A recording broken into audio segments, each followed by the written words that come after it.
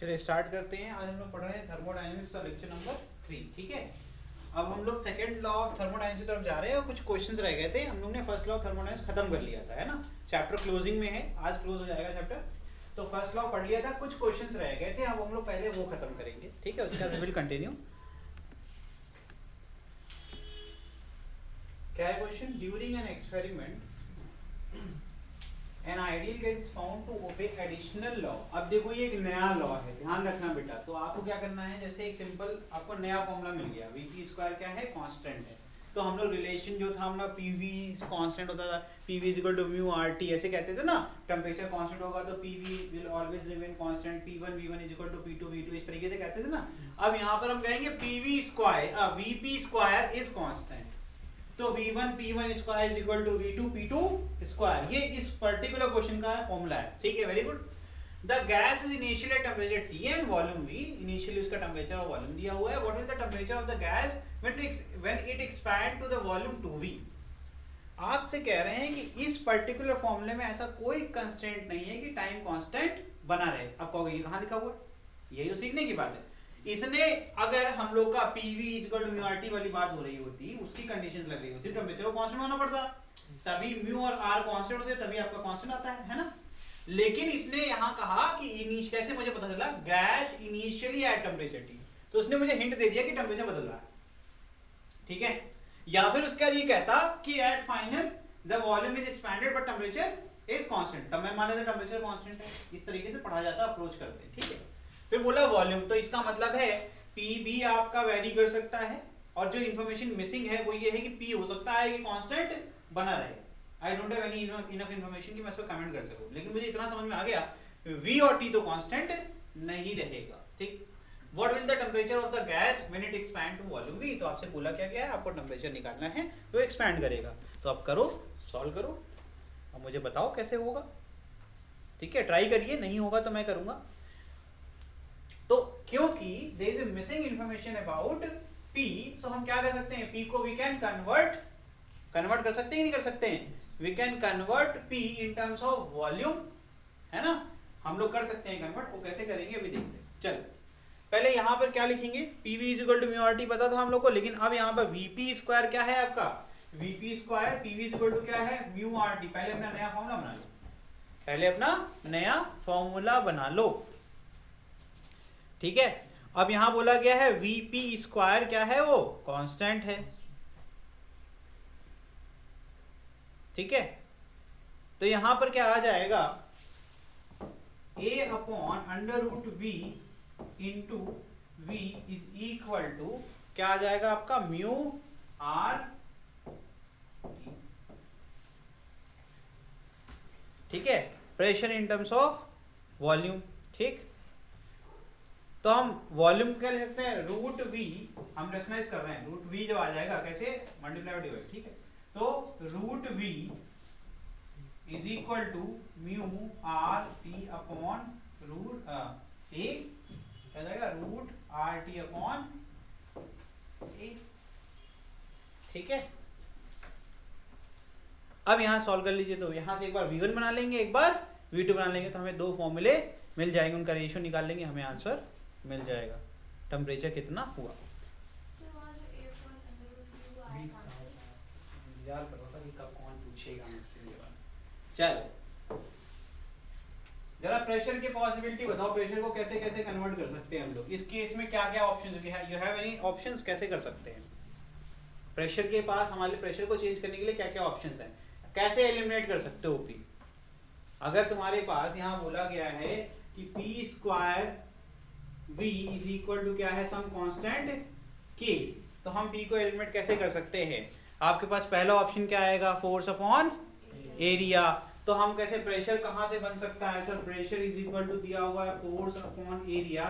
तो हम फोर्स को अगर हम चाहें तो एनर्जी के प्रेशर कैसे कन्वर्ट कर सकता है, फोर्स को और कैसे लिख सकते हैं, तो फोर्स को फिर से रीडिफाइन करो इन टर्म्स ऑफ क्या आ जाएगा आपका, फोर्स को अगर हमें डिफाइन करना है तो हमें कन्वर्ट करना पड़ेगा कैसे, एरिया और वॉल्यूम के टर्म में। उसके बाद जब हम पी की वैल्यू निकालेंगे तो वॉल्यूम क्या हो जाएगा, मल्टीप्लिकेशन में आएगा, तो कुछ हम मल्टीप्लाई और डिवाइड कर सकते हैं, ऊपर और नीचे करो, देखो क्या आएगा। मैं आपको हिंट दे चुका हूं, बहुत ही प्यारा सा हिंट दिया है। कुछ ऐसा मल्टीप्लाई करते हैं न्यूमरेटर डिनोमिनेटर में जिससे कि फोर्स का फॉर्मूला बदल जाए और नीचे वॉल्यूम आ जाए। देखते हैं क्या करते हो, करो।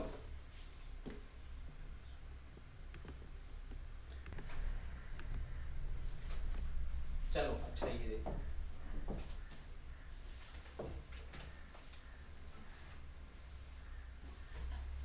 चलो देख, तो अगर हम चाहें तो प्रेशर को लिख सकते हैं ऐसे RT/V ले सकते हैं ना हम लोग, ठीक। तो एक्चुअली मुझे बताओ फॉर्मूला आपके पास बन क्या रहा है यहाँ पर, बताओ। यहाँ पर एक V ऑलरेडी है ना, इनटू क्या बनेगा ये R²T²/V² इज इक्वल टू, है ना। अच्छा ये मुझे बताओ कि P1 into V1 is equal to P2 into, है ना। तो हम टेम्परेचर को चेंज कर सकते हैं कि नहीं कर सकते हैं? अरे हम दोनों को इक्वल टू में दिखा सकते हैं कि नहीं दिखा सकते हैं फॉर डिफरेंट टेम्परेचर, ठीक है। अब उस तरीके से इसको सॉल्व करो, वैल्यू पुट करो, जो चीज़ें कट जाए उसको काट दो, ठीक है। उसके बाद महक, लेकिन दिस इज चीटिंग, हाँ तुमने चीटिंग वीटिंग करी बेटा, इसका मतलब बता नहीं पा रही हो, चीटिंग से नहीं चलता, ठीक है। चलो कोई बात नहीं। तो अच्छा मुझे ये बताओ जरा, अगर तुम्हें कुछ भी नहीं आता है, ठीक है, μRT भी नहीं आता तुम्हें, हटा देते हैं, तो ये भी हटा दिया, ठीक है भैया, ये भी मैंने आपके लिए हटा दिया, ठीक। मैं बस इतनी से बात करता हूँ, क्या तुम मानते हो P1² V1 is equal to P2² V2? ये मानते हो? ये भी नहीं मानते? ये तो मान जाओगे ना, नाराज तो नहीं? देखो ये देखो, ये भी निपट जाएगा, बचेगा क्या? R इज ऑलवेज कांस्टेंट, इधर रहे चाहे उधर रहे, कट ही जाना है। मैं कह सकता हूँ T²/V इज ऑलवेज कांस्टेंट, कह सकता हूँ क्या? कह सकता हूँ? अभी भी आंसर नहीं निकाल पाए? अरे T1²/V1 is equal to T2², ये तो कर सकते हैं, ये भी नहीं कर सकते? करके मुझे आंसर बताइए। और क्या बोला गया है, वॉल्यूम क्या हो गया? ट्वाइस। उसमें पता है क्या किया, उसमें कांस्टेंट ले लिया ए को, ठीक है, जो हम मल्टीप्लिकेशन में था उसको हमने कांस्टेंट ले लिया, अंत में वो भी एलिमिनेट ही हो जाता, जो चीज़ें कांस्टेंट होगी वो दोनों तरफ से एलिमिनेट हो जाएगी। मैंने उसको जरूरी को चेंज कर दिया, ठीक है। समझ में आ रहा है कि अभी भी नहीं कर पाओगे? तो व्हाट यू कैन डू कि यहाँ से कर सकते हैं sir, T initial square upon जो वॉल्यूम इनिशियल है विल बी इक्वल टू, नया क्या है मुझे नहीं पता, तो T' इज अपॉन क्या जाएगा 2V, V कट गया, क्या आ गया T' is equal to √2T। इतना सा था ये क्वेश्चन, ओके, √2 टाइम्स ऑफ। समझ में आया कि नहीं आया बेटा? क्वेश्चंस में कभी कभी फॉर्मूले दिए हुए हैं, तो हमेशा याद रखिए जिस चीज के बारे में जानकारी नहीं है, सबसे पहला स्टेप नंबर 1 क्या होगा, हमारे पास जितनी भी पोटली है फॉर्मूलेस की, हम उसका इस्तेमाल करके सबसे पहले उसको गायब करेंगे।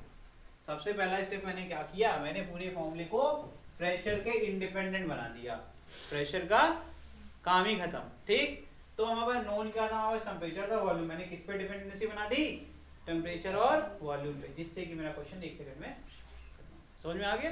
चलो next, 2 metre cube volume of a gas at a pressure of, कितना दिया हुआ है 4, ठीक है। तो मैं P1 लिख दूं क्या, ठीक है। इस कंप्रेस एडियाबैटिकली, अरे ये क्या, इसका मतलब क्या होता है, एडियाबैटिकली में क्या होता है, बताओ जल्दी से, क्या कंडीशन है, प्रेशर वॉल्यूम टेम्परेचर तीनों चेंज होते हैं या तीनों नहीं होते? होते हैं कि नहीं होते? होते हैं तीनों चेंज, तीनों वेरिएबल होते हैं, तभी तो कोई भी दो लेके फॉर्मूला बनाते हैं। P(V⁻⁴ इज कांस्टेंट, हमने बनाया है, जाके चेक करोगे तो ये बहुत सडन प्रोसेस होता है, इसमें हीट एक्सचेंज अलाउड नहीं होता है। पढ़िए इसको, कल ही पढ़ा है, सबसे आगे टॉपिक, सबसे इंपॉर्टेंट टॉपिक है, पढ़ो ढंग से। So its volume becomes 0.5, find new pressure, compare this with the pressure of that. यहाँ कौन सा, मैंने तो फॉर्मूला बता दिया, मैंने तो फॉर्मूला बता दिया आपको। इनिशियल आपको प्रेशर दिया है, इनिशियल वॉल्यूम दिया है, फाइनल वॉल्यूम दिया है, आपसे पूछ रहे हैं फाइनल प्रेशर बताओ, और आपको इंडेक्स भी दे दिया, एडियाबैटिक इंडेक्स कितना दिया 1.4, ठीक है। आगे compare this pressure with the pressure that would result if the compression was isothermal. Isothermal में क्या होता है, what is the condition for isothermal, बस फटाफट करो, ठीक है। Calculate work done in each process, तो आपसे कह रहे हैं पहले निकालो प्रेशर, फिर उसको कंपेयर करो, सेम सिचुएशंस को वापस से लेकर किस में जाओगे, आइसोथर्मल में लेकर के जाओगे। आइसोथर्मल में क्या होता है, देखो दो फॉर्मूले, फॉर द एडियाबैटिक हमें P2 निकालना है, P2 फॉर, यहाँ लिख देता हूँ, for adiabatic expansion, for adiabatic, तो मेरा फॉर्मूला पहला ये है, ठीक है, पहला ये है, उसके बाद मैं P2 एडियाबैटिक लिख दूं क्या, चलो याद रहेगा। फिर क्या कहा गया है, कह रहे हैं कि P2 निकालो आइसो, P2 आइसोथर्मल निकालो, फिर क्या करो, कंपेयर मतलब रेशियो निकालो इन दोनों का, ये क्वेश्चन पूछ रहा है आपसे, नहीं कर लोगे यार, क्या यार तुम लोग इतने इंटेलिजेंट हो, ऐसी ऐसी बातें करते हो। हाँ ये इतना हो गया सवाल खत्म। उसके बाद एक और सवाल इसमें छुपा हुआ, वर्क भी निकालना है, ये एक सवाल, ठीक है, मतलब स्टेप 1 स्टेप 2 फिर दोनों का रेशियो स्टेप 3, उसके बाद वर्क, ये भी निकालना है, ठीक है। चलिए दोनों प्रोसेस का निकालना, अच्छी बात तो ये वर्क डन आपको एक बार क्या निकालना है, एक फॉर्मूला क्या है, एडियाबैटिक है 2.303 इनटू म्यू आरटी, क्या आ जाएगा log V2 अपॉन V1 या फिर P1 upon P2, P1 P2 निकाल लो, या तो देखा जाए वर्क तो पहले निकल सकता है, देख रहे हो कुछ, अरे देखो ना V2 और V1, वर्क वाला क्वेश्चन तो बिना बाकी चीजों के भी निकल सकता है। कैसे, 2.303 म्यू पता है, आर पता है, टी पता है, और अपने को वॉल्यूम भी पता है, लॉग तो अपन एग्जाम, लॉग के फॉर्म में क्वेश्चन में ऑप्शंस हैं, ठीक कर सकते हैं वैसे भी, अगर नहीं तो मैं बता ही दूंगा आपको, ठीक है। तो मैंने आपको सारी चीजें दिखा दी, ठीक है।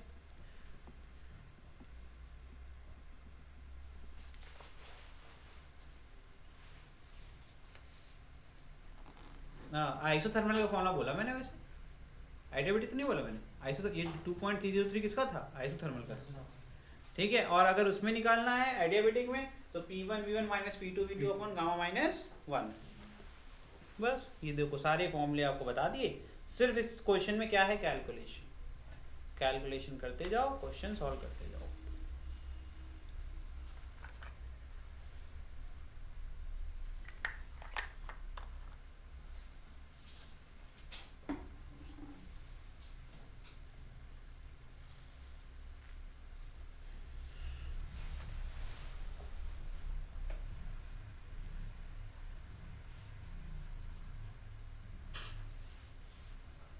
log 2 की वैल्यू कितनी बताई थी मैंने, 0.303, ये पढ़ाई यही बताइए ना मैंने, हाँ 0.30, कल ही बताइए, हाँ लड़ जाओ उस बात को। चलो बेटा सॉल्व कर डालो इस क्वेश्चन को, सब कर लेंगे, सारे के सारे कर लेंगे। कन्वर्जन का ध्यान रखना, कन्वर्जन की जरूरत इस क्वेश्चन पर्टिकुलर क्वेश्चन में नहीं है, ना के बराबर है, ठीक है, नहीं है ही नहीं एक्चुअली। मीटर में, न्यूटन मीटर में, ये मीटर में क्या जरूरत है, कुछ करनी नहीं, सब तो सही है। तो शुरू करें, करेंगे आप। गिवन क्या है, P1 is equal to 4 into, pen चलाइए तभी सीखेंगे, गलतियां करने से बिल्कुल मत डरिए, घिसा करो कॉपी में पेन, जितना घिसोगे उतना सीखोगे, क्या ही करना है बचा के पन्ने, जिंदगी में कुछ सीखना है तो कुछ करना ही पड़ेगा। ले भाई हो गया, और कुछ गिवन है क्या, और है कुछ, V2 दिया है, ठीक है, वेरी गुड। तो हम कह सकते हैं P1 V1 to the power gamma is equal to P2 V2 to the power gamma, हमें P2 चाहिए था, तो P2 is equal to P1 V1 upon V2 to the power gamma, यही तो है ना बेटा। P1 की वैल्यू पुट कर दीजिए, 4 into 10 to the power 5 into V1 क्या है 2 है ना, 2 अपॉन, अब ये क्या है 1/2 ही तो है, तो ऊपर लेके चले आए 4 बना दें, सबसे बेस्ट तरीका तो यही है। 4 टू द पावर क्या है 1.4, ठीक है, और कुछ है क्या, सॉल्व कर लो यार। 1.4 को क्या करोगे, फ्रैक्शन में ले आओगे, सिंप्लीफाई करोगे, नहीं आता ये 1.4 है ना, फ्रैक्शन में लाओगे, और फिर 1/10 आ जाएगा, 1/10 का मतलब क्या हुआ, 10th रूट हो गया वो, उसको या तो और किसी फ्रैक्शन में ले आ दो।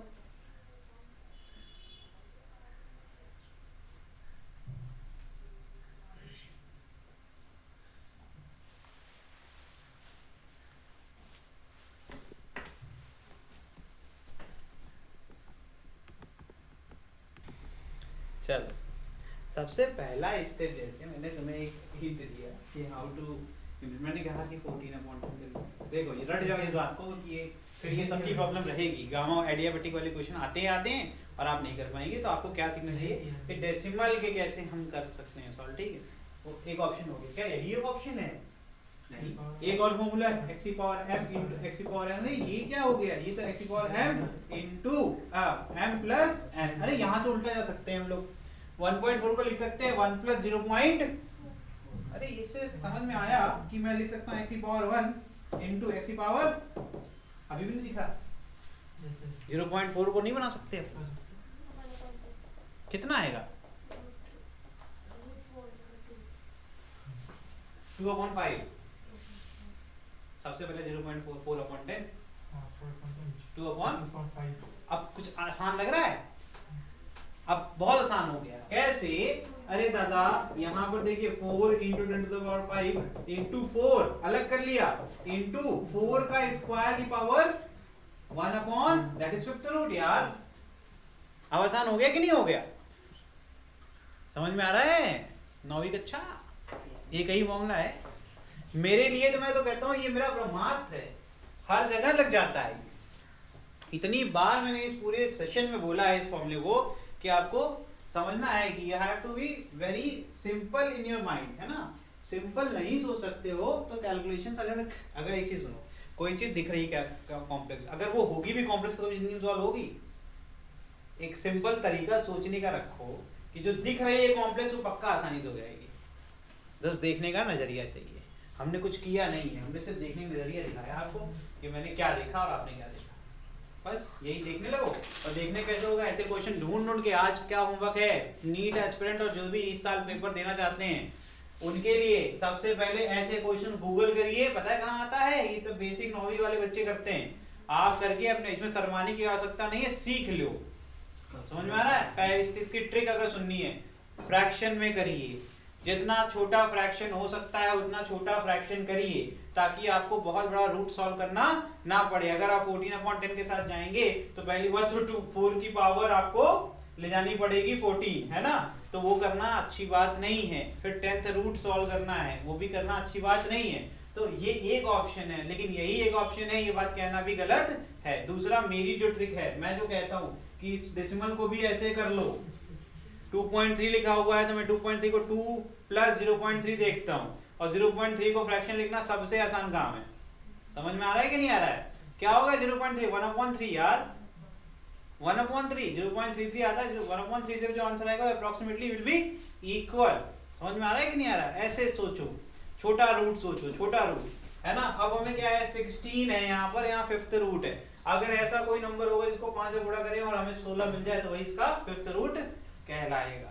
अब यहाँ से सॉल्व किया जा सकता है, कर सकते हैं। ढूंढिए ऐसा कौन सा नंबर है जिसको 5 में गुणा करें तो पॉसिबल है। डेसिमल में जा सकते हैं, कोई बात नहीं है, जरूरी नहीं है। आप सोचेंगे 2 है तो 2 को करिए जरा 5 पर, कितना आ रहा है? 2 की पावर 4 16 हो जाता है, तो 2 नहीं होगा। तो आंसर मैं दे चुका हूँ ऑलरेडी। मैं ट्रिक क्या सिखाई थी, कैसे जल्दी जल्दी करते हैं। तो भाई 1.5 और 2 के बीच में देखो, 0.5 सीधे आगे पीछे कर सकते हो, आपको आंसर दिखना शुरू होगा, ठीक है। तो 1.5 करने से डर लगता है सर हमको, 15 कर लोगे, फिर क्या करना, एक के आगे 5 जीरो लगा करके डिवाइड कर देना, उसने डेसिमल प्लेस लगा देना, देखना आंसर आ रहा है कि नहीं आ रहा। तरीके ही तरीके हैं, आप करने की कोशिश तो करो, ठीक है। वैसे उसका किया जा सकता है, ठीक है।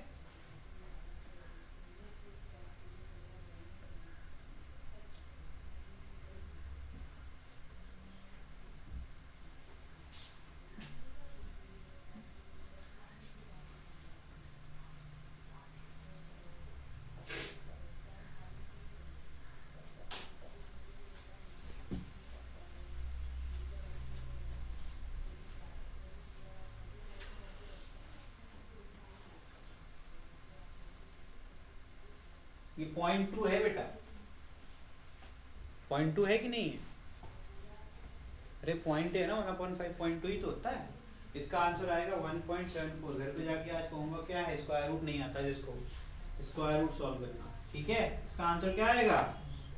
इट विल बी, देखो ऐसे मैं पहले से आंसर आपको बता देता हूँ, आंसर हमेशा 1.5 और 2 के बीच में रहेगा। रीजन क्या है, 2 की पावर 4 सबसे नियरेस्ट नंबर है जो कि आपको 16 दे रहा है, ठीक है। तो 2 से जरा सा घटाएंगे तो हमें वैल्यू मिल जाएगी। इसका जब आप करेंगे fifth root you will get 1.74। ये क्या जाएगा 16 into 10 to the power 5 into 1.74।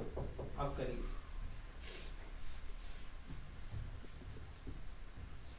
अब इसका आंसर निकालिए। अब इसका आंसर आप कह सकते हो ये आ जाएगा आपका 2.8 इंटू 10 टू द पावर, ठीक है, newton per metre. This is your answer. समझ में आया? ओम, एक वनरेबिलिटी दिख गई तुमको अपनी, तो क्या करोगे, आज पे काम कर लोगे, ठीक है। उसको लिख लो ये बात कि ये हमारी प्रॉब्लम है, इसको सोल्यूशन ढूंढना है, तो सोल्यूशन मिल जाएगा। मैंने बता ही दिया, वैसे प्रैक्टिस चाहिए। आइसोथर्मल प्रोसेस के लिए क्या होगा, आइसोथर्मल प्रोसेस के लिए तो तुम्हें मैंने दिखा दिया कि देखो एग्जामिनर के पास पावर क्या है, यही एग्जामिनर की पावर है। अब उसको पता है क्या कमजोरी है। एडियाबेटिक के क्वेश्चन हमेशा इसीलिए क्यों आते हैं, क्योंकि एडियाबेटिक में बच्चा छोड़ के भागेगा, इसलिए एडियाबेटिक देंगे। P1 V1 is equal to P2 V2। हमें क्या चाहिए, we want P2 P1 V1 upon, solve कर लो। ये तो आसान है यार, ये तो करके दिखाओ। Just put the values and solve it. ये तो सिंपल है। कितना 1.6 into 10 power 6। This will be equal to 1.6 into 10 power 6 newton per. Okay, लो ये दो काम हो गए हमारे, ठीक है। कंपैरिजन होगा तो हम वी कैन डू इट, ठीक है। नेक्स्ट अब आते हैं वर्क पे। सबसे पहले एडियाबेटिक का वर्क निकालो।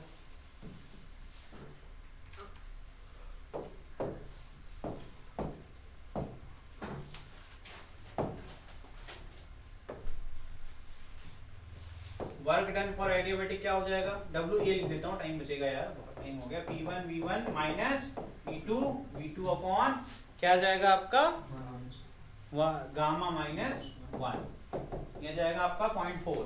ये तो आसान और हो गया, ये तो और आसान हो गया, जल्दी करो। P2 की वैल्यू ज्यादा है कम है, P2 की वैल्यू ज्यादा है ना।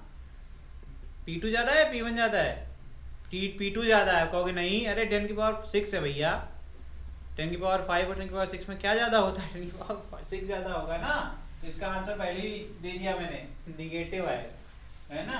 तो क्या आ जाएगा, ये 4 into 10 to the power 5 into ये कितना है, वॉल्यूम कितना है, वॉल्यूम कितना है 2 है ना, माइनस ये क्या हो जाएगा, P2 कितना है 2.8 into 10 to the power 6 into 0.5 upon 0.4, ठीक है।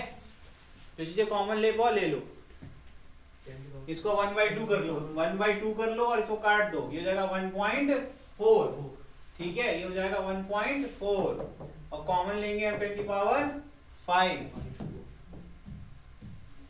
10 की पावर 5 कॉमन ले लिया, बचा क्या यहाँ पर 4 इंटू 2 दैट इज 8 माइनस 1.2, यही तो है ना।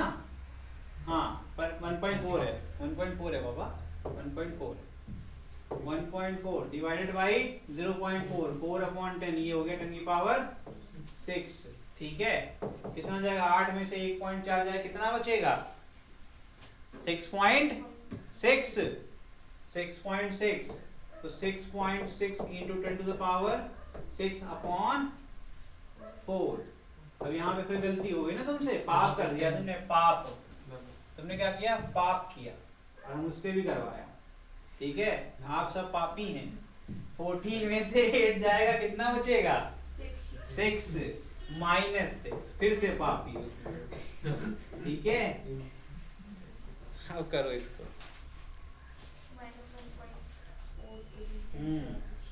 ये हो जाएगा माइनस 1.48 इंटू 10 पावर 6 जूल, क्या आएगा जूल। सब एसआई में है तो इसकी यूनिट भी एसआई में ही होनी चाहिए, ठीक है। अब निकाल लीजिए दूसरा, work by iso that is 2.303। मैं फॉर्मूला लिख रहा हूँ, सिर्फ सॉल्व नहीं करूंगा, ये वाला आपके ऊपर छोड़ूंगा।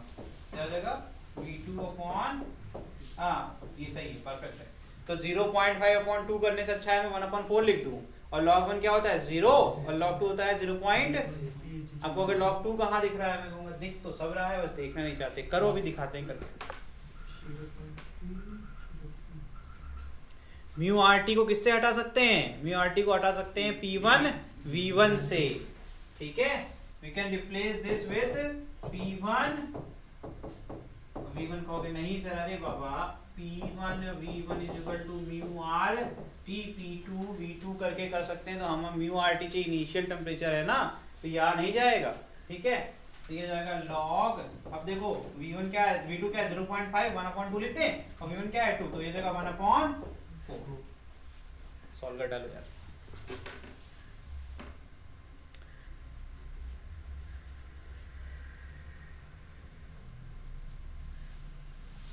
तो P1 की वैल्यू कितनी थी 2.303 into 4 into 10 to the power 5 into 2 into log. अब देखो ये m/n दिख रहा है मुझे नहीं पता आपको क्या दिख रहा है, ठीक है। तो मुझे यहाँ पर भी आंसर निगेटिव दिख रहा है, एक तो सब मल्टीप्लिकेशन में है, ऊपर से m की वैल्यू क्या आने वाली log 1 इज 0 होने वाला है, ठीक है।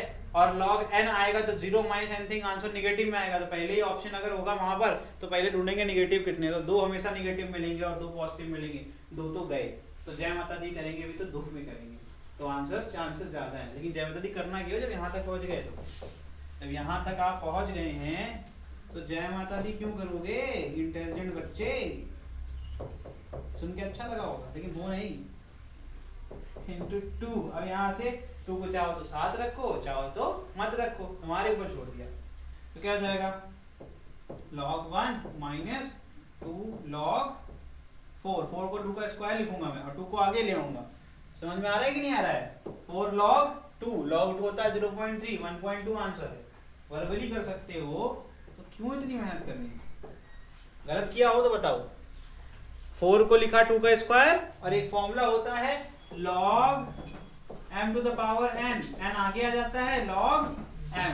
समझ में आ रहा है कि नहीं आ रहा है। तो यहाँ पहले से 2 था, ये तो ये वाला पार्ट तो 0 ही होना है, इसको क्या ही देखेंगे, है ना। और यहाँ से आ जाएगा आपका 4 log 2 और log 2 होता है 0.3, 1.2 माइनस में, है ना। कर दो सारा मल्टीप्लाई यार, आंसर निकालो, इंटेलिजेंट हो।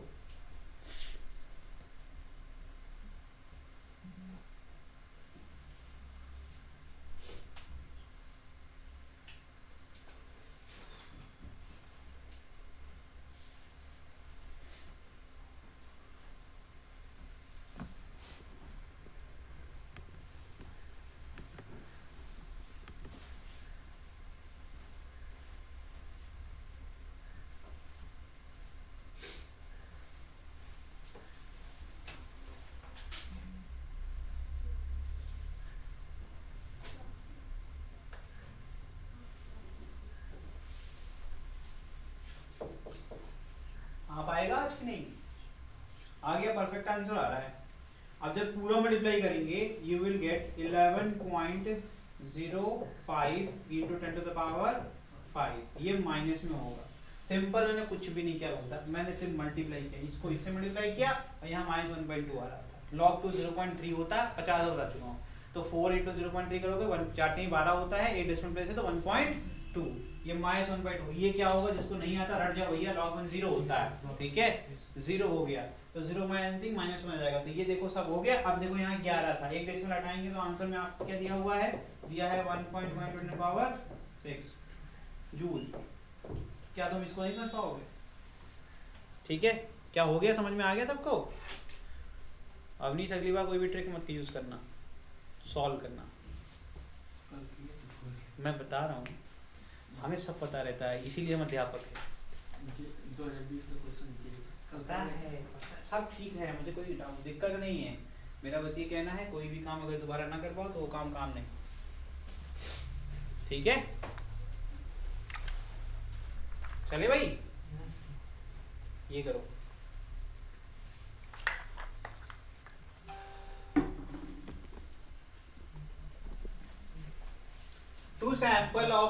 Two samples of a gas initially at a same temperature, pressure and compressed from a volume V to V by 2 one sample is compressed isothermally and other, फिर से जानबूझ करके क्या कर रहे हैं, एडियाबैटिक को ले आ रहे हैं, in which sample the pressure is greater, solve तो करना पड़ेगा, प्रेशर तो निकालना पड़ेगा।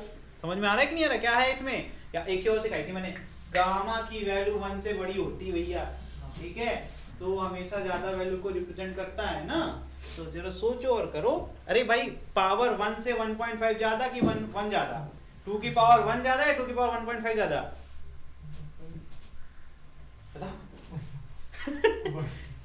क्या ही पूछ दिया सर आपने, 2 की पावर 1 ज्यादा कि 2 की पावर 1.5 ज्यादा, समझ में आया, करो, इतनी टेंशन है जिंदगी में कौन से सवाल। देखिए बहुत सिंपल था, इनिशियल वॉल्यूम दिया हुआ है V1 is equal to V and V2 is equal to V by 2, बस इतनी तो है। प्रेशर हम मान लेते हैं, लेट कर देते हैं P1 है, बाद में क्या है P2 है, ठीक है। प्रेशर P2 बोला गया है, P1 हमें पहले से मान सकते हैं, देयर इज नथिंग गिवन है ना, तो मान सकते हैं P1 है, P1 को चल P मान लेते हैं, खुश रहो, ठीक है। तो PV is equal to P2 V by 2, तो P2 इज इक्वल टू क्या आ जाएगा भाई बताओ, PV अपॉन V बाई 2 पर चला जाएगा, तो ये इसका मतलब क्लियर है, ट्वाइस ऑफ P, मतलब दोगुना हो गया प्रेशर। नाउ फॉर एडियाबैटिक क्या हो जाएगा भाई, P1 V1 ना लिख करके हम V लिखते हैं सीधे, हम वैल्यू पुट कर रहे हैं बस, ठीक है, ठीक है, इज इक्वल टू P2, अब ये V by 2 to the power gamma, जिसको बेसिक रूल पता है कि अगर आपका रूट लगा है, अगर मतलब गामा इज समथिंग ना, वैल्यू कुछ हो सकती है, ठीक है, तो यहाँ तो क्लियर है कि 1/2 में जो हो रहा है, अगर प्रेशर को हम निकालना चाहें तो what we can write it as, आपको ये पता होना चाहिए, एनीथिंग अगर आप पावर में दी हुई है, चलो मैं फिर से 9th में जाता हूँ, काश 9th में पढ़ लिए होते तुम लोग, काश पढ़ लिए होते, डॉक्टर बन जाते, इंजीनियर बन जाते, अभी बन जाओगे, क्या करना, अब पढ़ तो नहीं है ना भाई। तो हम क्या कर सकते हैं, इसको 2 टू द पावर गामा लिख सकते हैं, इसको v to the power gamma लिख सकते हैं, है ना। तो यहाँ से एक चीज समझ में आ रही है कि P2 is equal to what, 2 to the power gamma times of P1, अरे ये तो काम बन गया, आंख बंद करके मैं कह सकता हूँ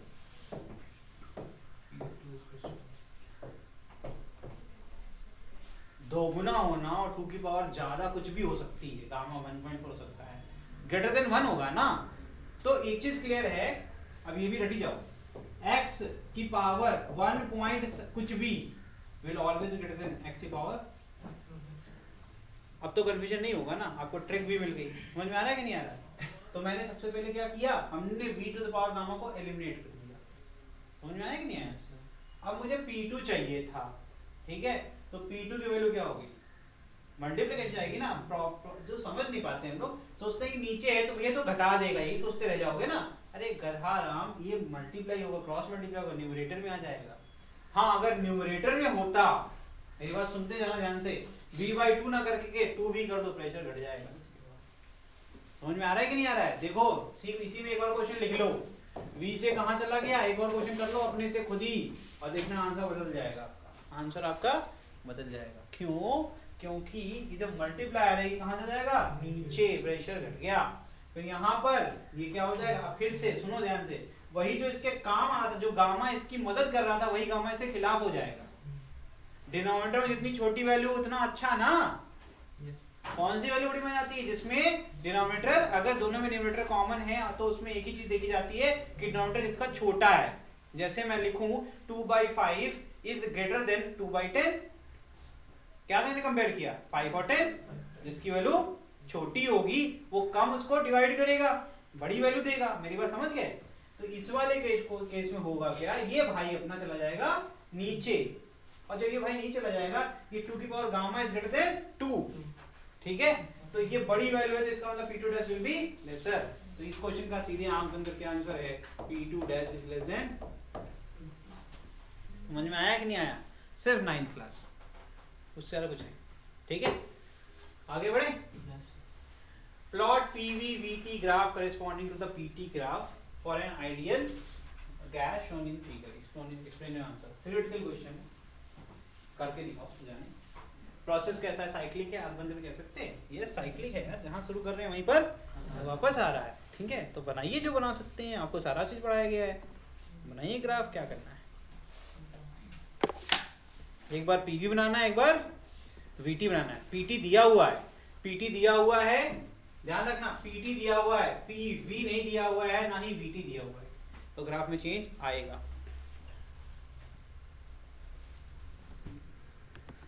यहाँ देखिए, ऐसे क्वेश्चंस करने के पहले सबसे पहले चेक करो कि इसमें अलग अलग टुकड़े कर लो, 4 टुकड़े हो सकते हैं इसके, है ना। पहला प्रोसेस कहाँ से मान ले, ए बी मान ले। सो ए बी केस में क्या तुमने पाया, तुम्हें कुछ समझ नहीं आता, मैं कहता हूँ टेम्परेचर कांस्टेंट है क्या, टेम्परेचर कांस्टेंट है क्या, तो यहाँ जो पीवी कर्व बनेगा इसका मतलब वो कौन से लॉ को फॉलो करेगा, करेगा कि नहीं करेगा, करेगा ना भाई, ओके। तो इसका मतलब है यू ऑलरेडी नो दैट कि P is inversely proportional to the volume. तो आपको कर्व कैसा दिखेगा, यूं दिखेगा। 1 सेकंड में कर दिया हमने, कर दिया कि नहीं कर दिया, पीवी कर्व यही तो था, ठीक है। आगे बढ़ते हैं, ए से बी हो गया तो अब बी से सी जाएंगे। बी से सी में क्या सीन है बताओ, क्या कांस्टेंट है, कुछ कांस्टेंट है, यस प्रेशर कांस्टेंट है। प्रेशर कांस्टेंट में क्या होता था बताओ बताओ बताओ, T1 upon V1, V1 upon T होता था, देखो चेक करो जरा क्या होता था, V अपॉन T होता था, मुझे लग रहा था, चलो ठीक है कोई दिक्कत नहीं। तो V1 upon T1 is equal to क्या होता है, V2 अपॉन, ठीक है। यहां समझ में आता है कि V directly proportional to T, समझ में आ रहा है कि नहीं आ रहा है, का कांस्टेंट है ना, ठीक है। मतलब यहाँ से जो ग्राफ बनेगा वो क्या होगा, स्ट्रेट लाइन होगा, उसका ऑप्शन ही नहीं है, ठीक है, वेरी गुड। नेक्स्ट सी से डी, सी से डी, फिर से एक चीज आ गई, T is constant, T is constant. फिर से कौन सा ग्राफ बनेगा, है ना, फिर से वही वाला ग्राफ बन गया। तो एक्चुअली ये ग्राफ 2 अलग अलग फेज केसेस का मिक्सचर बनेगा। फिर लास्ट में तो कर्व कर्व स्ट्रेट, तो दोनों को कर्व को कनेक्ट करने वाली जो लाइन होगी वो बीच में स्ट्रेट होगी। फिर लास्ट डी से, फिर क्या है, प्रेशर कांस्टेंट, ठीक है। क्या आ जाएगा बच्चा, V is directly proportional to T। अब ग्राफ बनाना नहीं, देखो कितना सिंपल, कितना प्यारा ग्राफ बनने वाला है, और तुम भी बनाओगे मेरे साथ साथ। अगर आपने नोट्स खोल ली, सिर्फ कुछ नहीं करा, सिर्फ नोट्स, ठीक है।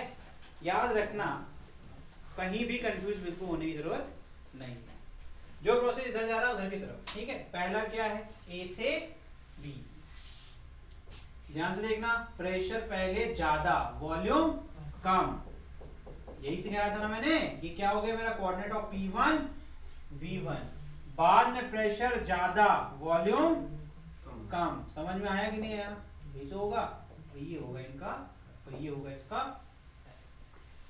यही तो हो रहा है ना। अरे भाई उससे यही डेटा निकलता है कि ए का प्रेशर कम है और बी का प्रेशर ज्यादा है। तो जब प्रेशर, अगर हमने ये पढ़ा है अच्छे से, तो इसका मतलब है जब प्रेशर कम होगा तो वॉल्यूम को ज्यादा होना पड़ेगा, तभी प्रोडक्ट हमेशा बराबर बना रहेगा। बाद में ये कहता है कि प्रेशर ज्यादा है तो मतलब वॉल्यूम को कम होना पड़ेगा, और कोई ग्राफ बन ही नहीं सकता, इम्पॉसिबल सी बात कह रही है, ठीक। अब बी पर पहुंचे तो प्रेशर फिक्स कर दिया, मतलब जो भी बनेगा पॉइंट वो इसी स्ट्रेट लाइन में बनेगा कि नहीं बनेगा बड़े भाई, ठीक है। फिर क्या कर रहे हैं, सी पे जा रहे हैं, ठीक है, तो ये हो गया स्ट्रेट लाइन, ठीक ठीक, स्ट्रेट लाइन, एरो वही बनेगा, बी से सी से डी क्या हो रहा है, अब डी पे प्रेशर कम है, बाद में प्रेशर कम है और पहले प्रेशर, तो प्रेशर कम हो गया, कहाँ जाएगा, P1 पे, P1 पे ही तो जाएगा, समझ में आ रहा है कि नहीं। अरे देखो ना, लेवल देखो भाई, दिस इज प्रेशर P1, यार ये भी नहीं आता है, चलो कोई नहीं, हम तो नहीं जिंदा। ये हो गया तेरा प्रेशर P1, ये क्या हो गया प्रेशर P2, बेटे रट जाओ ये बात, B पर प्रेशर P2 होगा, C पर प्रेशर P2 होगा, D पर प्रेशर P1 होगा, A पर प्रेशर, तो भैया ये कौन सा पॉइंट था, D वाला पॉइंट था कि नहीं था। तो अब चलो ये भी चेंज करो, एक और चीज सीखोगे, यहाँ लिखोगे A, यहाँ लिखोगे B, ये भी कंफ्यूजन है तो ये भी खत्म करो जिंदगी में, टेंशन नहीं लेनी, ठीक है। समझ में आया कि नहीं आया। फिर डी से क्या होगा, बट सर यहाँ पर टेम्परेचर चेंज हो गया, टेम्परेचर चेंज हो गया तो वॉल्यूम भी चेंज होगा, इसलिए आगे सेम होता टेम्परेचर, एक और केस बता दे रहा हूँ, सेम टेम्परेचर होता तो ये आके यहाँ मिल जाता, पता तुमको, ये भी सीन है, ये भी सिखा दे रहे। टेम्परेचर पे ध्यान देना, ये डेटा दिया हुआ है, इससे डेटा नहीं निकाल सकते तो क्वेश्चन सॉल्व नहीं कर सकते, ठीक है। क्योंकि टेम्परेचर अगर आपका इंक्रीज होता है तो मैंने क्या सिखाया था, तापमान बढ़ाओगे एक्सपेंशन ज्यादा होगा कम होगा, है ना, समझ में आ रहा है कि नहीं आ रहा है। चलो वेरी गुड, तेज तो हो रखे हो। अब लास्ट है डी से, डी से कहाँ है, एट कांस्टेंट प्रेशर, तो क्या हो जाएगा, खत्म हो गया, अगर आप क्या ही टेंशन थी, जो पढ़ के जाएगा। अच्छा ऑप्शन में क्या होगा, ऐसे दिया रहेगा, एरो गलत डाल देगा, ध्यान नहीं देगा, जो गलत करके आएगा तो लगेगा ये भी वही है वो भी वही है, जैसे माइनर सा डिफरेंस दे देगा, ये एरो पलट देगा। तो जो इसको ध्यान से पढ़ेगा वो जानता है कि बाद का प्रेशर ज्यादा है तो पढ़ना जिसको आता है, अरे ये गलत है, एरो अगर उल्टा है तो ये कह रहा ऊपर से नीचे आ रही, गलत हो गया क्वेश्चन, समझ में आया कि नहीं आया। फिर ये दो क्वेश्चन को मिला के एक क्वेश्चन बनाया गया, ये बता देता हूँ मैं, नीट के दो अलग अलग सवाल को मिला करके एक सवाल बनाया गया है, इसमें दो केसेस हैं, दोनों एक साथ नहीं पूछे जाते हैं, पूछ दिया तो अच्छी बात है, पढ़ेगा जो कर लेगा, अगर पूछ दिया तो याद रखना दो में सेम दिया रहेगा, ये वाला दो में अलग दिया रहेगा, फिर क्या दे देगा, अगले वाले को चेंज कर देगा, ठीक है। तो ये होता है उसमें, ऐसे इतना बड़ा तो जगह नहीं होता इसलिए इतना वो देते नहीं है, वो देते एक ही केस है, 4 ग्राफ बना के दे देंगे। चलो भाई नेक्स्ट करो, वेरी गुड। अब ये कर लोगे यार तुम लोग, क्या कर रहे हैं, वीटी बना दो, तो वीटी आप रिलेशन देख लीजिए, वीटी वाला केस अब आप बना के दिखा दीजिए मुझे, ए से बी में क्या होगा,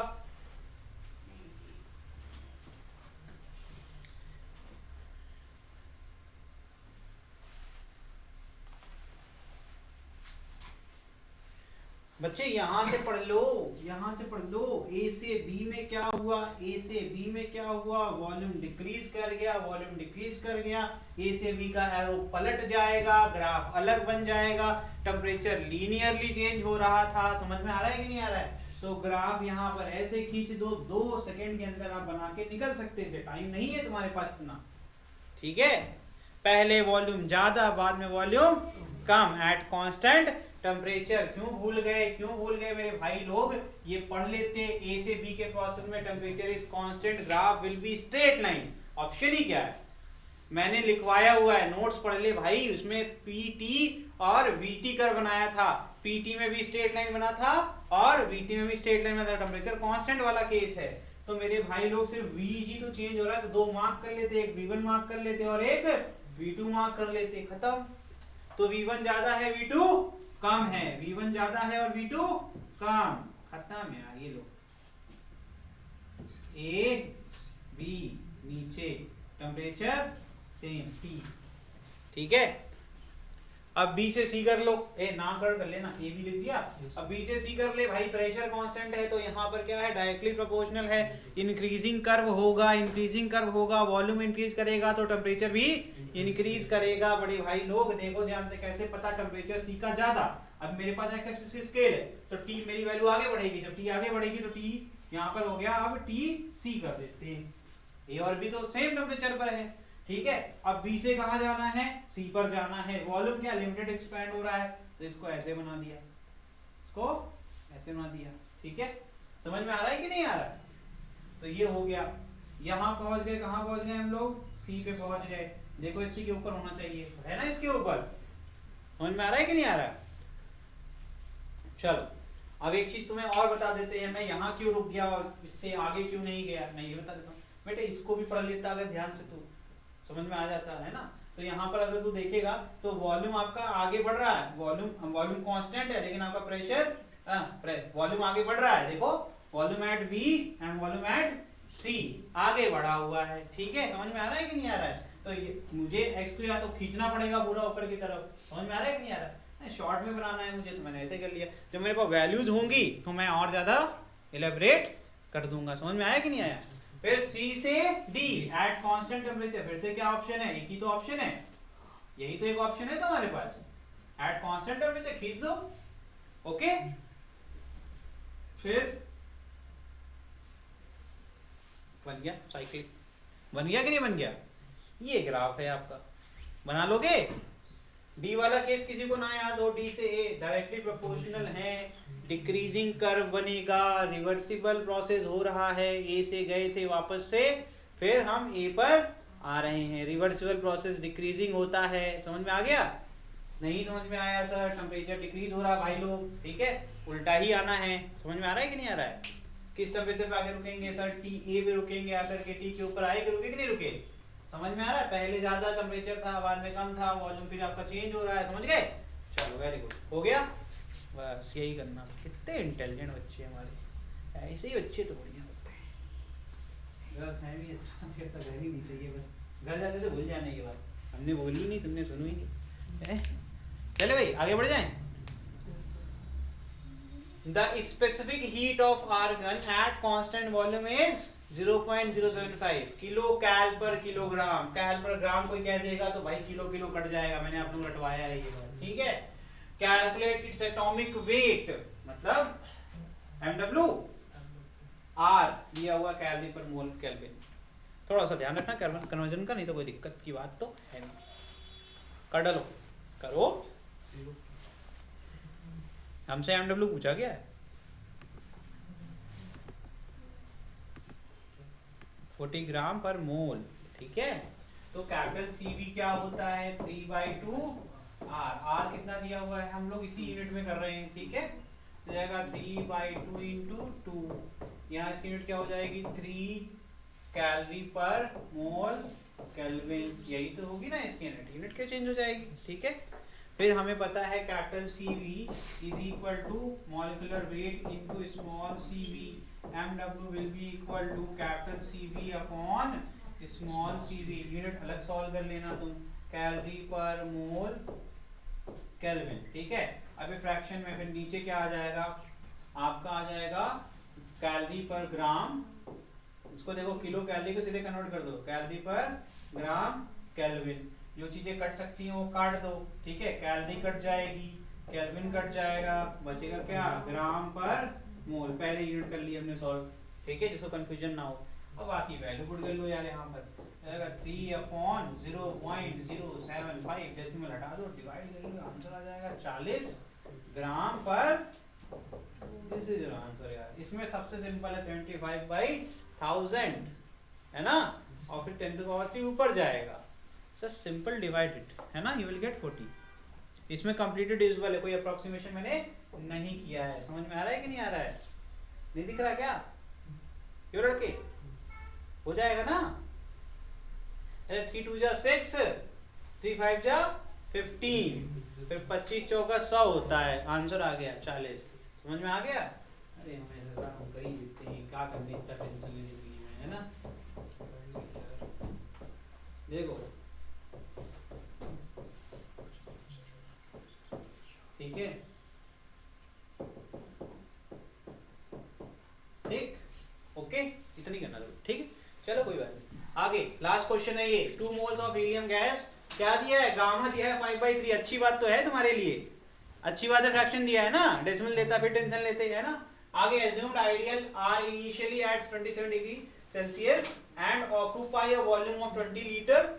The gas is first expanded. Conversion, ठीक है, ठीक है। मीटर क्यूब में करोगे लीटर को, मीटर क्यूब में करोगे boss.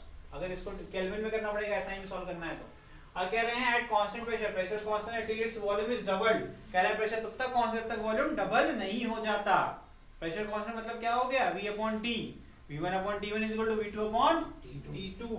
It then undergoes an adiabatic change। उसके बाद शुरू होता है जब वॉल्यूम डबल हो चुका है तब adiabatic, until the temperature returns to its initial value। और तब तक होगा जब तक टेम्परेचर पुरानी वैल्यू पर ना पहुंच जाए। फिर देखो ध्यान से, determine the final pressure and volume of the gas, also calculate the work done under isobaric and adiabatic process।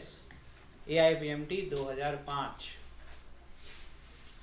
ठीक है। समझ गए क्वेश्चन कैसे होंगे? तो इसमें थोड़ा सा दिमाग लगाना होगा। जितना ये आखिरी क्वेश्चन है तो अच्छा क्वेश्चन तो होगा ही, तो सारा नॉलेज आपका इसमें लग जाएगा, कवर अप हो जाएगा। सबसे पहले ग्राफ बना लेना। चले देखे जोक सपाट पढ़ते हैं। पहला केस क्या कह रहा है? देखो यहाँ पर प्रेशर क्या है? कांस्टेंट है, यही तो कह रहे हैं ना, कांस्टेंट प्रेशर। देखो पहला जहां तक, कहां तक करेंगे? यहाँ तक पढ़ेंगे सर, ठीक है, इससे आगे नहीं पढ़ना है। तो क्या लिखा हुआ है, the gas is first expanded, मतलब उसका एक्सपेंशन हो रहा है कांस्टेंट प्रेशर पर, इसका मतलब स्लो प्रोसेस है, और वॉल्यूम क्या हो रहा है आपका, ठीक है, इतना तो पढ़ सकते हैं, ठीक है, वेरी गुड। पहले जो टेम्परेचर दिया है कितना है 27, बाद में उस टाइम वॉल्यूम कितना है 20, ठीक है, तो 20 गुणे 2 के बाद 40 लीटर हो जाएगा। और एडियाबेटिक क्या इंडेक्स क्या दिया हुआ है आपका, एडियाबेटिक इंडेक्स दिया हुआ है 5/3, ठीक। हम लोग बनाते हैं pressure volume graph, PV curve बनाएंगे, ठीक है, ठीक है। तो एक हम V ले लेते हैं और एक हम ले लेते हैं V, है ना भैया, कोई प्रेशर ले लेते हैं पॉइंट A पर, ठीक, सही है, गलत किया मैंने, क्या हो जाएगा स्ट्रेट लाइन, ये प्रेशर कांस्टेंट है ना बाबा, PV कर्व है, ठीक है बेटा, ये लो भाई पहला प्रोसेस A to B। उसके बाद आप पढ़ना स्टार्ट करो। It then undergoes an adiabatic change, ठीक है, तो वहां पर क्या बोला इन्होंने, until the temperature returns to its initial value, तो कह रहे हैं इनिशियल वैल्यू जब तक ना पहुंच जाए तब क्या होगा भैया, अगर हम टेम्परेचर की बात कर रहे हैं तो फिर यही क्या बन सकता है, और क्या बनेगा, ये बनेगा ना, ये हो गया, है ना। ये कौन सा टेम्परेचर होगा, ये टेम्परेचर होगा आपका इनिशियल, ये तो स्टेट है ग्राफ की, ये हो जाएगा आपका। इसमें वॉल्यूम क्या मान लीजिए, V3 मान लीजिए, या फिर जो भी नया वॉल्यूम, ये हो गया V1, ये हो गया V2 और ये हो गया फाइनल स्टेट एट V3।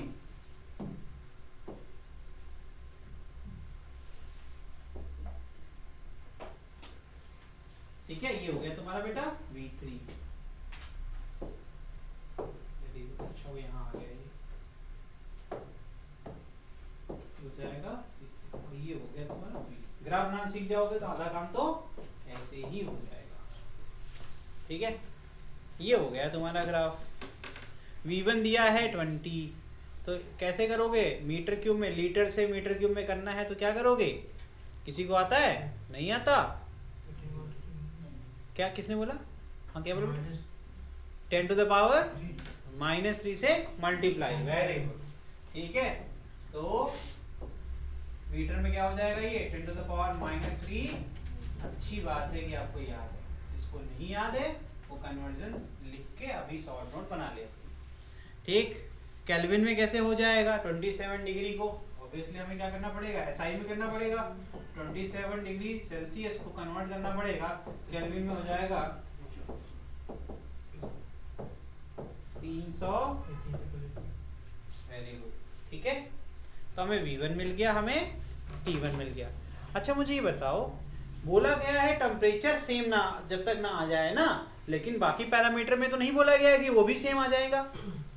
उसने बोला कि भैया तब तक इसको चेंज करते रहो जब तक आपको टेम्परेचर सेम ना मिल जाए, लेकिन कहीं पर भी ये नहीं बोला गया है कि वॉल्यूम भी सेम रहेगा और प्रेशर भी सेम रहेगा। समझ में आ रहा है कि नहीं, इसलिए रिवर्सिबल प्रोसेस तो नहीं है। अगर लिख देता कि अनटिल वो सारे पैरामीटर अपने इनिशियल पोजीशन पे ना पहुंच जाएं तब वो रिवर्सिबल हो जाता।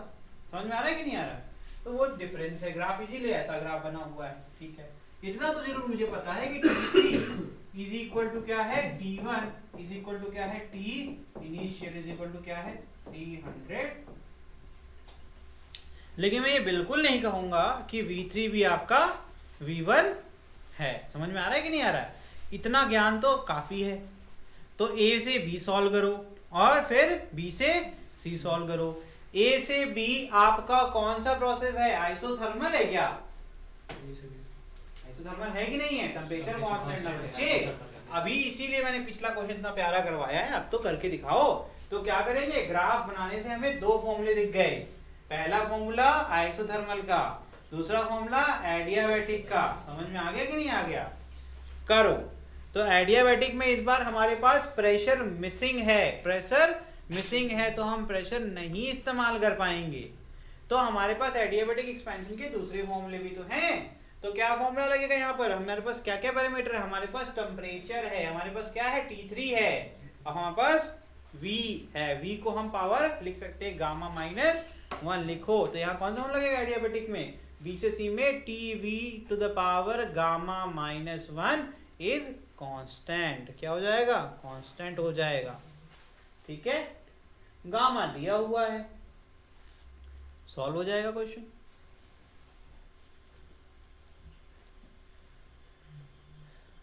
तो हमारे पास तुम कहोगे सर फिर से प्रॉब्लम शुरू, अरे बाबा जब T1 पता है, T3 पता है, T2 भी पता है, तो T2 नहीं पता है, अभी पता करते हैं, सब पता कर लेंगे, सॉल्व करना है सब। पहले तुम एक काम करके दिखा दो हमको, T2 निकाल के दिखा दो। ठीक है, प्रेशर अगर कांस्टेंट है तो पहले केस में क्या है, अरे टेम्परेचर कांस्टेंट नहीं, प्रेशर कांस्टेंट है, आइसोथर्मल नहीं होगा, आइसोथर्मल नहीं होगा ना, प्रेशर कांस्टेंट होगा तो क्या हो जाएगा बताओ, V1 upon T1 is equal to V2 upon T2। अब तो करके दिखा दो, तो क्या हो जाएगा, V1 क्या है V और V2 क्या है 2V, T1 is equal to 300, T2 नहीं निकाल लेगा कोई भी, निकाल लेंगे ना, अरे ट्वाइस हो जाएगा बच्चे, सॉफ्ट पेन नहीं चलाई जाती, सुना जाता है ध्यान से, फोकस किया जाता है, सुनिए ध्यान से। अब अगली बार जिंदगी में पेन मत चलाएं, जब हम बोलें तो पहले सुनो धैर्य से। मैंने क्या बोला, V1 upon T1 is equal to V2 upon T2, फिर हमने लिखा था V is directly proportional to T, straight line का ग्राफ बनाया, इतना सब ज्ञान दिया मैंने, कितनी बार बताऊं, लीनियर वाले में क्यों करना, जितना वॉल्यूम बढ़ा उतना ही टेम्परेचर बढ़ गया, तो वॉल्यूम ट्वाइस हो गया, टेम्परेचर भी ट्वाइस हो गया, खत्म हो गया काम, काहे इतनी टेंशन लेनी, 600 केल्विन, पेन चलाओगे, क्या बेइज्जती करते हो अपनी, इतने इंटेलिजेंट होने के बाद घमंड भी नहीं तुम लोगों में। कांस्टेंट क्या है, प्रेशर। ठीक है, थोड़ा देखो अपने आप को आईने में, इतने इंटेलिजेंट हो, क्यों अपने आप को ऐसे शर्मिंदा करते हो। ठीक है, समझ में आ रहा है, तो इसका मतलब है अगर ये 2 टाइम्स ऑफ v हो जाएगा तो ये भी क्या हो जाएगा, 2 टाइम्स ऑफ t, तो इसका मतलब T2 इज इक्वल टू क्या हो गया, T2 is equal to 2 into T1 is equal to 600 Kelvin। ठीक है, तो कर ही लोगे यार। फिर दूसरे वाले केस में क्या हो जाएगा, for adiabatic, for adiabatic process, isobaric है ना ये, यहाँ लिख लो आइसोबारिक, आइसोबारिक में होता है आपका प्रेशर, मैंने नहीं लिखा था। ठीक है, क्या हो जाएगा बेटा, Tv to the power gamma minus 1, इसका मतलब है T2, मैं यहाँ T2 करूंगा, क्यों, क्योंकि स्टार्ट कहाँ से कर रहा हूँ, T2 से कर रहा हूँ, कहाँ से कर रहा हूँ, B से कर रहा हूँ ना, B पे टेम्परेचर कितना है, T2 है, तो T2 into V to the power gamma minus 1 is equal to T3 V3 to the power gamma minus 1। मुझे चाहिए क्या, वॉल्यूम। ठीक है, फिर बाद में प्रेशर निकाल लूंगा, पहले वॉल्यूम निकालूंगा बाद में प्रेशर निकाल लूंगा, क्योंकि P इज इक्वल टू क्या होता है, म्यू आर टी, तो क्या हो जाएगा P3V3 mu R T 3, gas equation समझ में आ रहा है कि नहीं आ रहा है, तो मैं उससे निकाल लूंगा, लेकिन पहले मैं वॉल्यूम निकाल के दिखाऊं।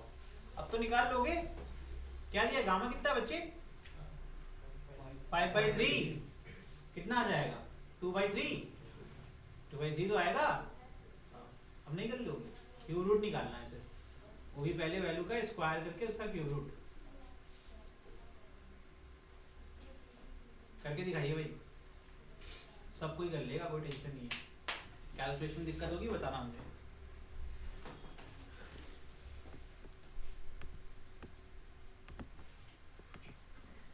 कहाँ थे हम लोग, कहाँ तक कर लिया था हम लोग ने, ये कर लिया था, बस वैल्यू पुट करनी थी, है ना।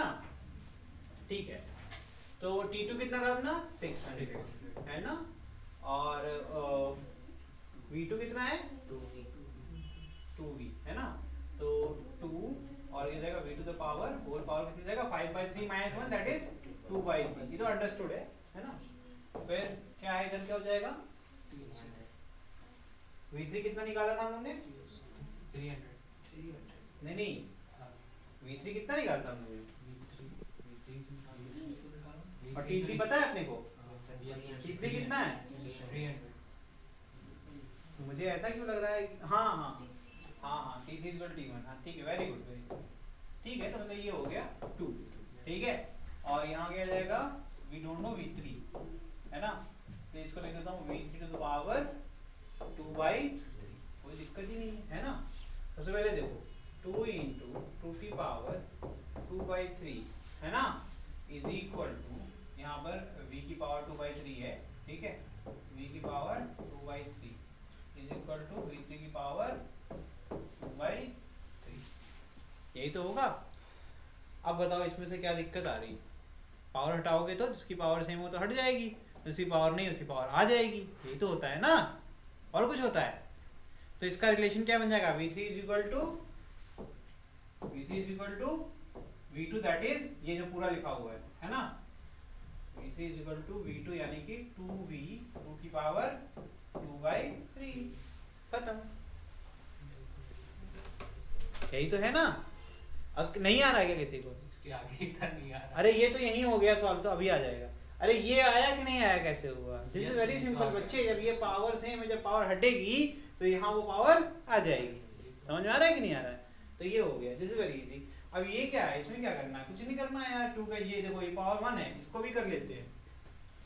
v3 इज इक्वल टू क्या आ जाएगा आपका 2 इंटू वी, और ये क्या आ जाएगा 2 की पावर 1/3, यहाँ से सॉल्व कर लो। एक्चुअली मैंने 3/2 को 2/3 लिख दिया क्या, हम भी कम नजर नहीं, अरे 3/2 होगा ना यार, यहाँ भी 2/3 लिखा, हर जगह गलत लिखा है, लोग भी एकदम बताते नहीं होंगे। नहीं ये सही है, ये 2/3 होगा, ये जैसे लिखा था वैसे ही होगा, इसमें रिवर्सल होता है ना। सब कचरा कर दिया क्या, ऊपर से सब गड़बड़ चल रहा है।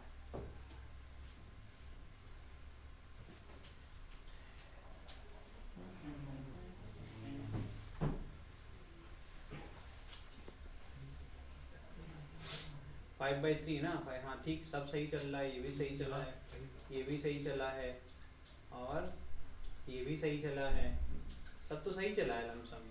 पावर रिवर्स होती है ना, ये से देखो X square is equal to, अगर 2 है तो एक्स इज इक्वल टू क्या हो जाएगा 2 की पावर 1/2, इसलिए रिवर्सल होता है, ठीक है।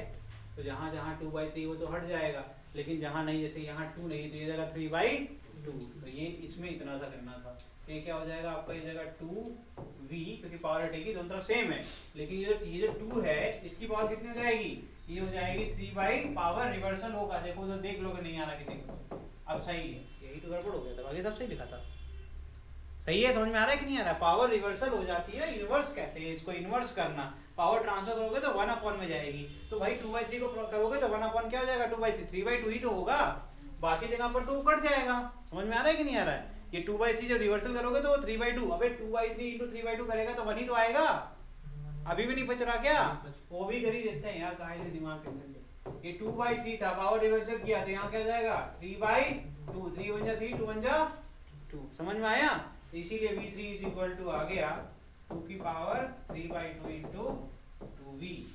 अब नहीं कर पाओगे, ये जाएगा क्या आ जाएगा यहाँ पर 2√2 इंटू 2 इंटू v कितना है, v दिया है क्या क्वेश्चन में,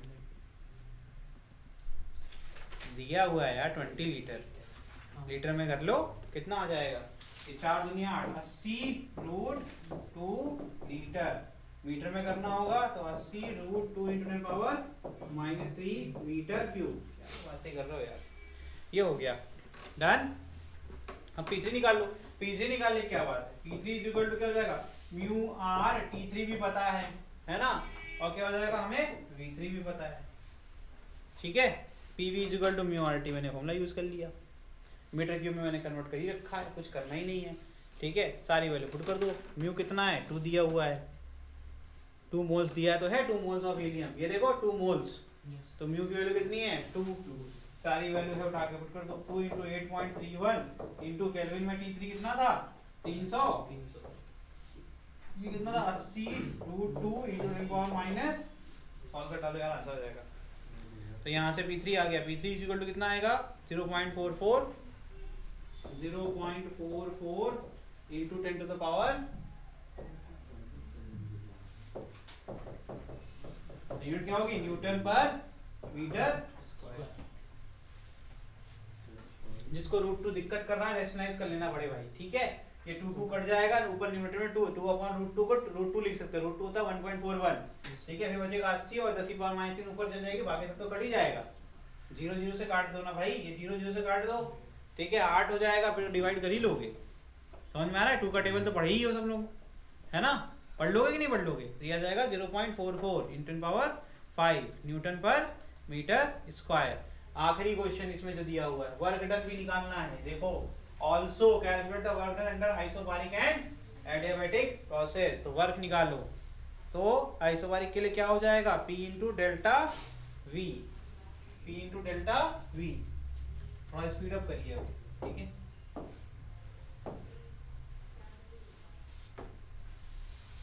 लिखिए, तो आइसोबारिक P × डेल्टा V, ठीक है। आइसोबारिक के प्रोसेस में क्या है? प्रेशर कांस्टेंट है, that is P1, that is P1, और ये हो जाएगा V2 - V1। सारी वैल्यूज आपको पता है, let's put the values and solve it. V2 कैसे निकालेंगे? V2 पता है, V1 पता है, जो भी नहीं पता है वो निकाल लीजिए, सब तो पता है वैसे। प्रेशर को लिखना है तो प्रेशर अगर नहीं पता तो μR/T1/V1 क्या कर देंगे? प्रेशर P1 = क्या आ जाएगा? μR, टेंपरेचर क्या है? T1/V1 × V2 प्रेशर नहीं पता, ठीक है।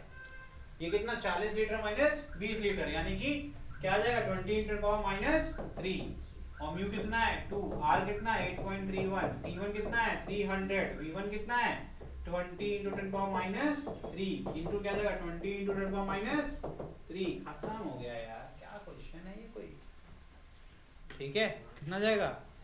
4980, 4980 जूल। क्या कहते हो? मजा आ रहा है कि नहीं? आसान है कि नहीं? ठीक। अब एडियाबैटिक निकाल लो, तो W एडियाबैटिक क्या हो जाएगा आपका? बताओ। एडियाबैटिक के लिए μR T2 - T3 अपॉन क्या आ जाएगा आपका? गामा माइनस, सारी वैल्यू पुट करिए, सॉल्व करिए। म्यू कितना है? 2, R कितना है? 8.31, T2 और T3 में कितना डिफरेंस है? 600 माइनस ये कितना आ गया? 300। नीचे कितना है? गामा कितना है? 5, ये कितना जाएगा? 2/3, और मैं यहाँ 2 लिख दूं और ऊपर 3 लिख दूं, और फिर 2 को 2 से काट दूं। लो भाई, आंसर आ गया। कितना आंसर आ रहा है? 7470। जब मल्टीप्लाई करेंगे 7470 जूल। क्यों डायरेक्ट कर दे रहा हूँ? क्योंकि सिर्फ मल्टीप्लाई करना है, इतना तो कर ही सकते हो। 2 जीरो हटाओ, 831 × 6 कर दो, ठीक है। फिर कितना आ जाएगा आपका? मल्टीप्लाई करके देख लो।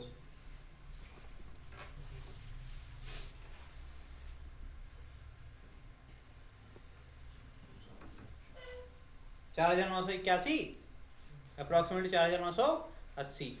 इसमें जो है 8.3 लिया गया है क्वेश्चन में, हमने 8.31 लिया है, इसलिए मेरा एक ज़्यादा आ रहा है। नहीं तो वो 0 हो जाएगा ना। समझ में आ रहा है कि नहीं आ रहा है? 830 हो जाएगा, हमने 831 किया है, उससे क्या दिक्कत है? मैं अगर टेंशन हो रही है तो भाई तुम ऐसे कर लो, तुम कर लो, क्या करना है, ठीक है। इसमें क्या हो जाएगा? इसमें भी जाएगा 830 × 9, है ना? 9 3 27, 7 47 आ रहा है, 1 0, ठीक तो है। इसमें भी देखो 4 9 8 आ रहा है, 1 0, ठीक है। आंसर आ गया, ठीक। अगली हेडिंग लिखो, एफिशिएंसी। चलिए हेडिंग लिखिए, एफिशिएंसी ऑफ साइकिल। लिखिए, बहुत सिंपल है, नीटा से नोट करते हैं।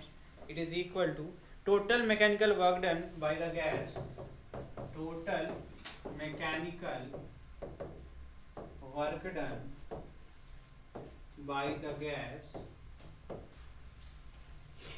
in one cycle, या in the whole process,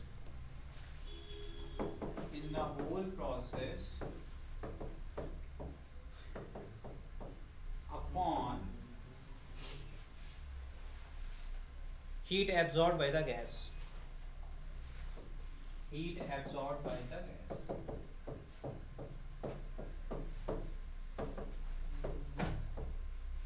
only positive, ये वैल्यू हमेशा पॉजिटिव रहेगी।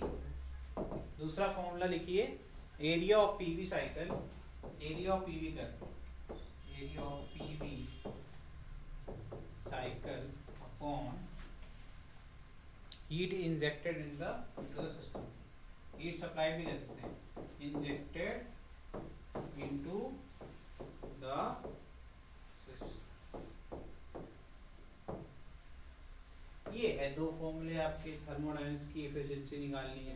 अगर कोई थर्मोडायनेमिक प्रोसेस हो रहा है तो उसकी एफिशिएंसी इन दो फॉर्मूले से आप निकाल सकते हैं, पहला कैलकुलेटिव, दूसरा ग्राफिकल। ठीक है, समझ में आ रहा है कि नहीं आ रहा? अगला जो टॉपिक है वो हीट इंजन है, रेफ्रिजरेशन है, जो कि आ नहीं रहा है, तो हम सीधे पढ़ेंगे second law of thermodynamics. Heading लिखिए, सेकंड लॉ ऑफ थर्मोडायनेमिक्स। ठीक है, देखिए, the first law of thermodynamics is the principle of conservation of, based on the principle of conservation of energy.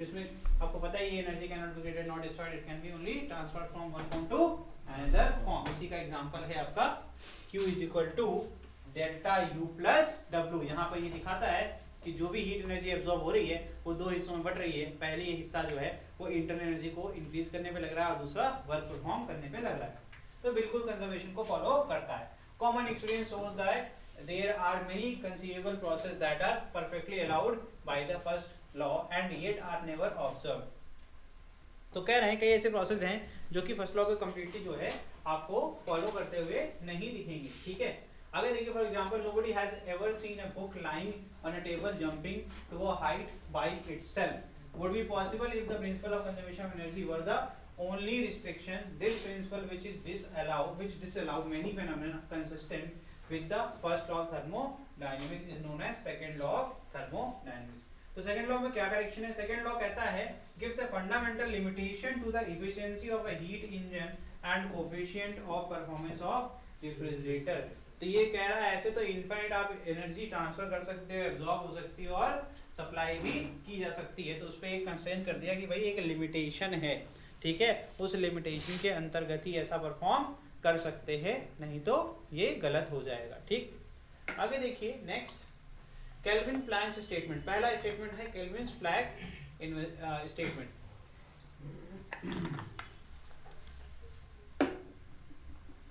According to Kelvin Planck statement, देखिए यहाँ पर कोई भी ऐसा process, no process is possible whose sole result is the absorption of heat from a reservoir and complete conversion of the heat into work।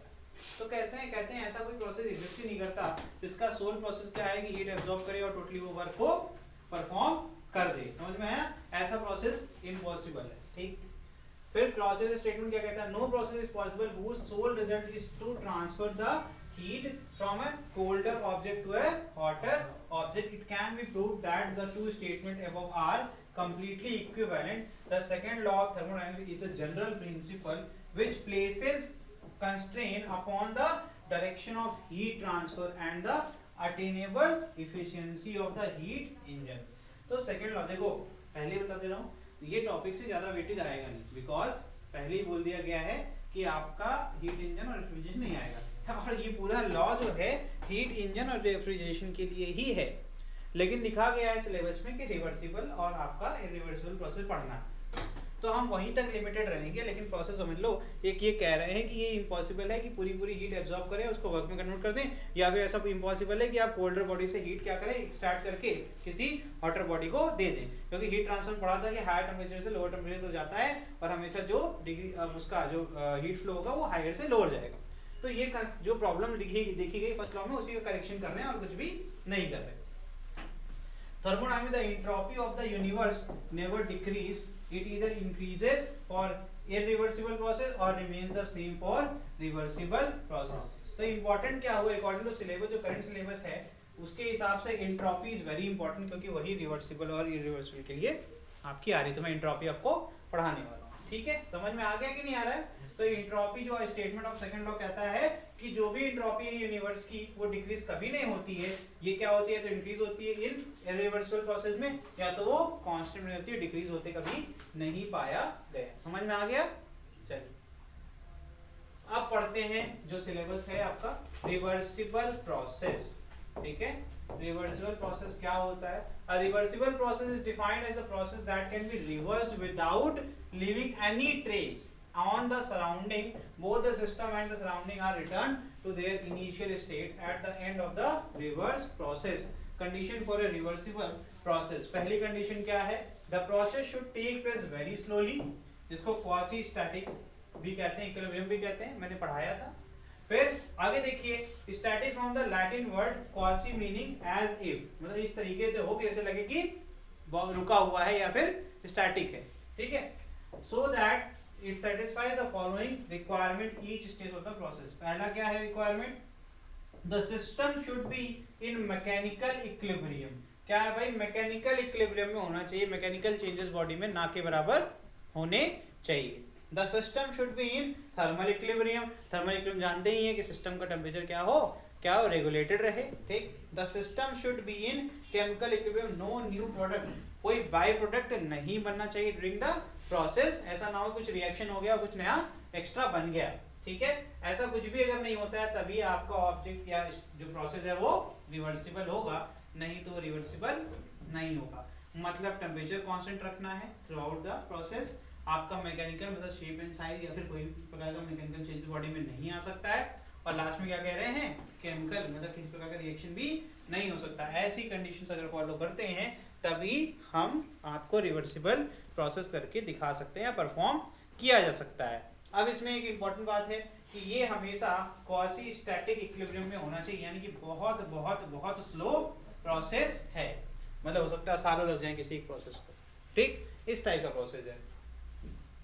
देखिए there should be no friction loss etc. Reversible process में it should be remembered that a complete reversible process or cycle of operation is only an ideal case, ठीक है। In actual practice there is always a loss of heat due to friction, conduction and radiation. However, it is possible to approximate reversible process through careful controlled procedure, but they can never be achieved. हम near about reversible पहुंच सकते हैं लेकिन हम practically reversible achieve नहीं कर सकते क्योंकि ये इम्पॉसिबल है कि हीट लॉस ना हो। समझ में आ रहा है कि नहीं आ रहा है? आगे एग्जांपल फ्रिक्शनलेस पेंडुलम है। फ्रिक्शनलेस पेंडुलम का टाइम पीरियड बहुत ही मतलब कि इस तरीके से रहता है कि variation is very very very small, मतलब घंटों अगर ऐसे ऐसे घूमेगा तब जाके कुछ फर्क पड़ेगा उसके टाइम पीरियड में। इसका मतलब स्पीड की वेरिएशन आ रही है तो फ्रिक्शन इतना कम होता है कि उसमें आपको लग सकता है कि प्रोसेस को रिवर्स किया जा रहा है विदाउट मेकिंग एनी चेंजेस। समझ में आ रहा है कि नहीं आ रहा है? लेकिन अगर बहुत लंबे समय में ऑब्जर्व किया जाएगा तो हमें चेंजेस देखने को मिल जाएंगे। वो चेंजेस क्यों आ रहे हैं? क्योंकि एक फोर्स लग रहा है जो कि अपोज कर रहा है उसके मोशन को, ठीक है। Quasi equilibrium expansion and compression of gas, ये भी इसका एक एग्जांपल है। समझ में आया कुछ? चलिए इररिवर्सिबल प्रोसेस, ठीक है। A process that is not reversible is called an irreversible process. The spontaneous process occurring in nature are irreversible. In fact, irreversibility is a rule rather than exception in, मतलब irreversibility क्या है? एक rule है। State change हो गया वापस से फिर वो चेंज नहीं हो रहा है, ठीक है, ना कि कोई एक एक्सेप्शन, ठीक। Example sudden unbalance expansion of gas, एक बार एक्सपैंड हो गया तो वापस उसको कैप्चर कर पाओगे क्या? एटमॉस्फेयर चला गया, अब ढूंढो, है ना? समझ में आ रहा है कि हीट प्रोड्यूस बाय फ्रिक्शन नहीं कर सकते reverse. Heat generated when current flow, अरे वही बात हो गई, अगर रिवर्स कर पाते तो गाड़ी गर्म हो जाती है तो उससे कुछ और कर लेते, उससे कुछ होता है क्या? वो तो बर्बाद हो जाता है फिर एनर्जी, है ना? तो ये हो गया। आगे देखिए flows through an electric resistance in any direction, cooking gas leaking from a cylinder. वही बात है, देखो सबसे सिंपल है, गैस जो आपने नॉब खोल के छोड़ दी तो वापस पकड़ के ले आओगे क्या? एलपीजी चली गई ना, वो तो या तो आग लग गई तो निपट गए, वापस तुम ही नहीं मिले, है ना? तो गैस कहाँ से मिलेगी? समझ गए?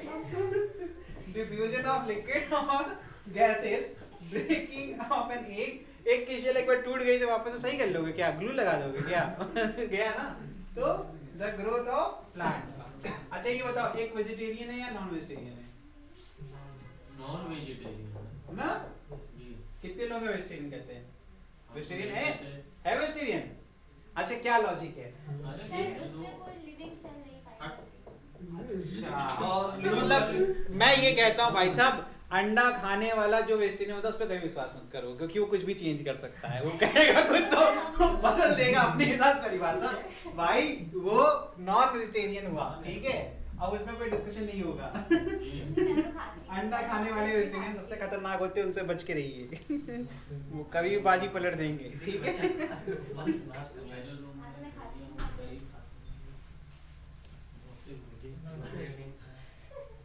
सर कह रहे हैं अंडे की, चलो ठीक और है। कल जो है चलिए चलिए आगे आगे पढ़ते हैं। लिखिए लिखिए, a system can be restored. मैं 6:30 बजे पढ़ाऊंगा। अरे छोड़ दिए सर जी, अरे ये 12th वालों का है। सर जी बाद में बातें कर लीजिएगा ज्यादा कराऊंगा ना काम, ज्यादा करना। महाराज। कर देना। तो इट्स इनिशियल स्टेट,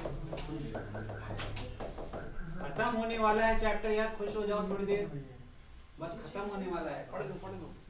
तो it's initial state following a process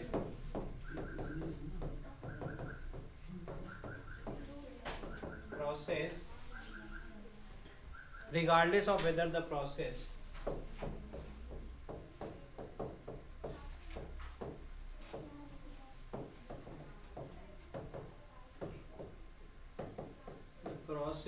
is reversible, ये कंक्लूजन है भैया, ठीक है, रिवर्सिबल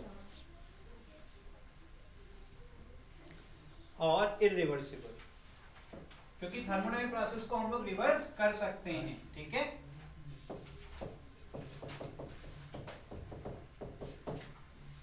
ठीक, बट फॉर रिवर्सिबल प्रोसेस, ऐसे छोड़ दो इसको। रिवर्सिबल में हम ये कह सकते हैं कि सिस्टम के कोई मतलब चेंज नहीं रहेगा, है ना, हम कंप्लीटली रिस्टोर कर सकते हैं। बट इरिवर्सिबल में हम कर तो लेंगे, लेकिन वो पुराने ओरिजिनल स्टेट में कभी भी अचीव नहीं कर पाएगा, कुछ ना कुछ आफ्टर इफेक्ट रह जाएगा, ठीक है। तो लिख लीजिए irreversible there will be some changes after reversing the process.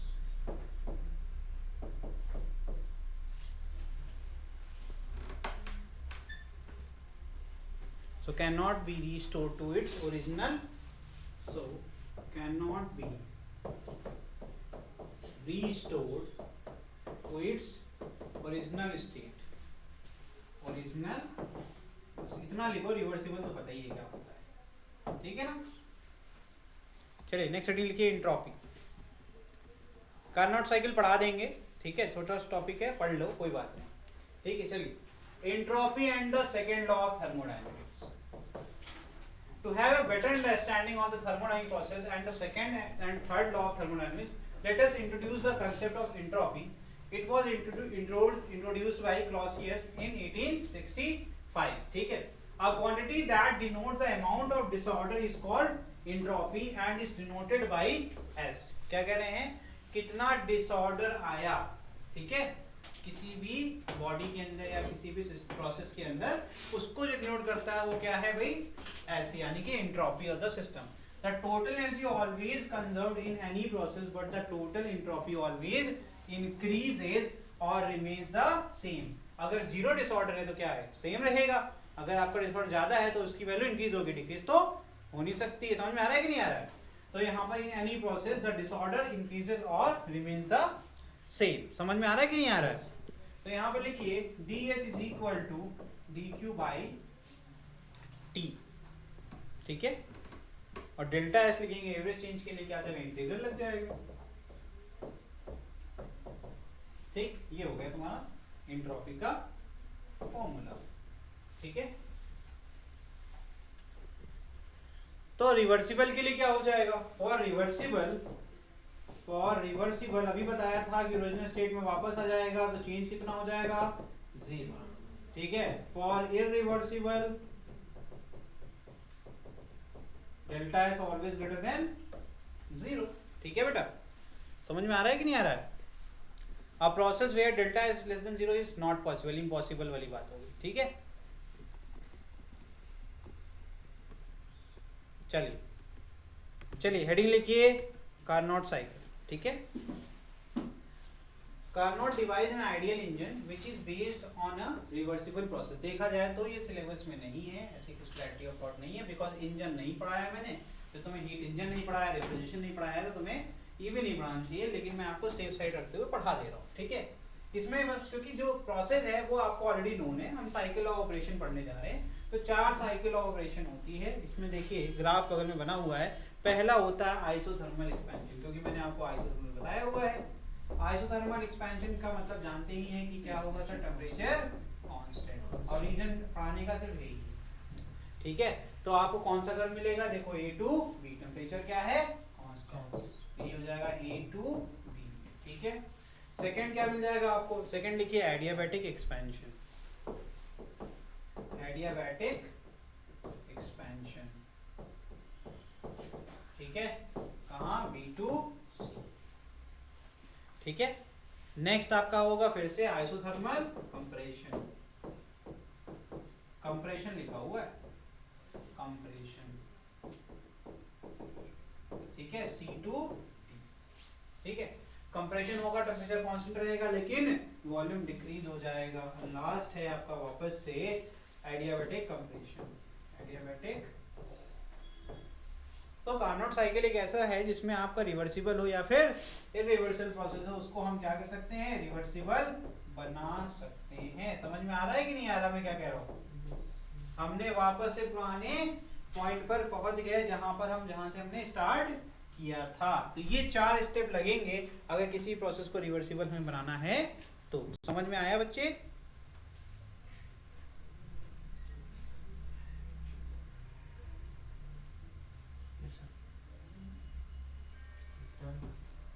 आगे लिखिए, ग्राफ बना लिया, ग्राफ तो बनाओ।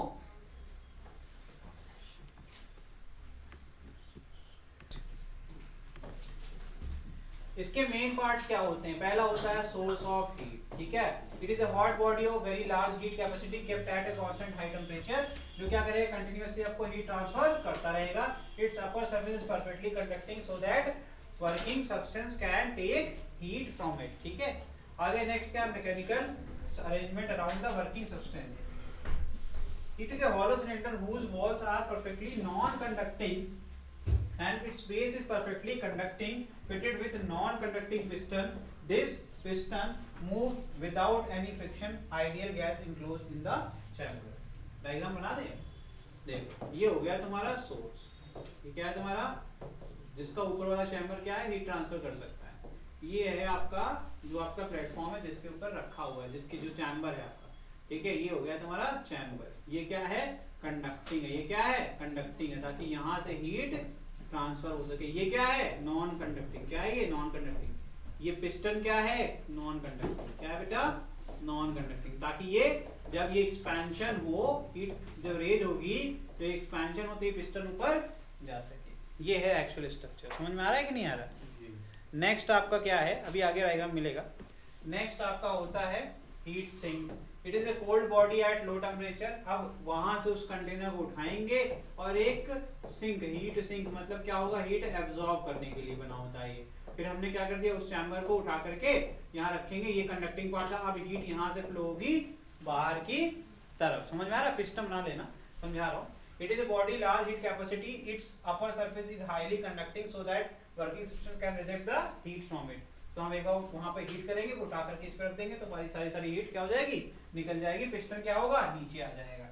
Stand. It is made by perfectly insulating material. When cylinder placed on it, working substance can expanded or compressed adiabatically. जो table इस पे रखें।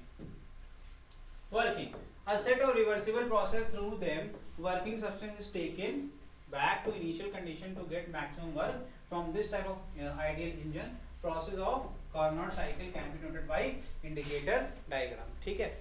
मैं आपको इसलिए सिर्फ इंट्रोडक्टरी बता रहा हूँ, लिखने नहीं दे रहा हूँ, कि मुझे कहीं ना कहीं पता है कि 80% चांसेस है नहीं आ सकता, बिकॉज इंजन नहीं पढ़ाया गया। समझ में आया, हीट इंजन नहीं पता तो तुम्हें कैसे, बस तुम्हें नॉलेज के लिए मैं बता दूँ। वीडियो देख करके आप इसको अच्छे समझ सकते हो, उसमें कुछ भी ऐसा नहीं जो आपको समझ में ना आए।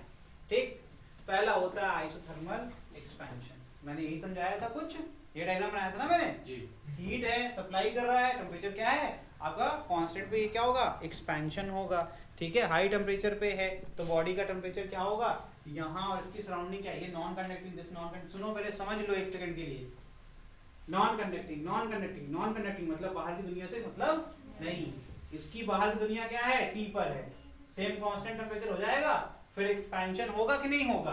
तो ये कैसा हो गया एक process, isothermal expansion, pressure volume change होता है पर टेम्परेचर कांस्टेंट। एक बात आखिरी बार सुन लो जिसको अभी भी नहीं आ रहा है, आखिरी कोशिश है मेरी, तुम्हारी दुनिया वहां तक जहां तक तुम्हारी आंखें देख सकती हैं।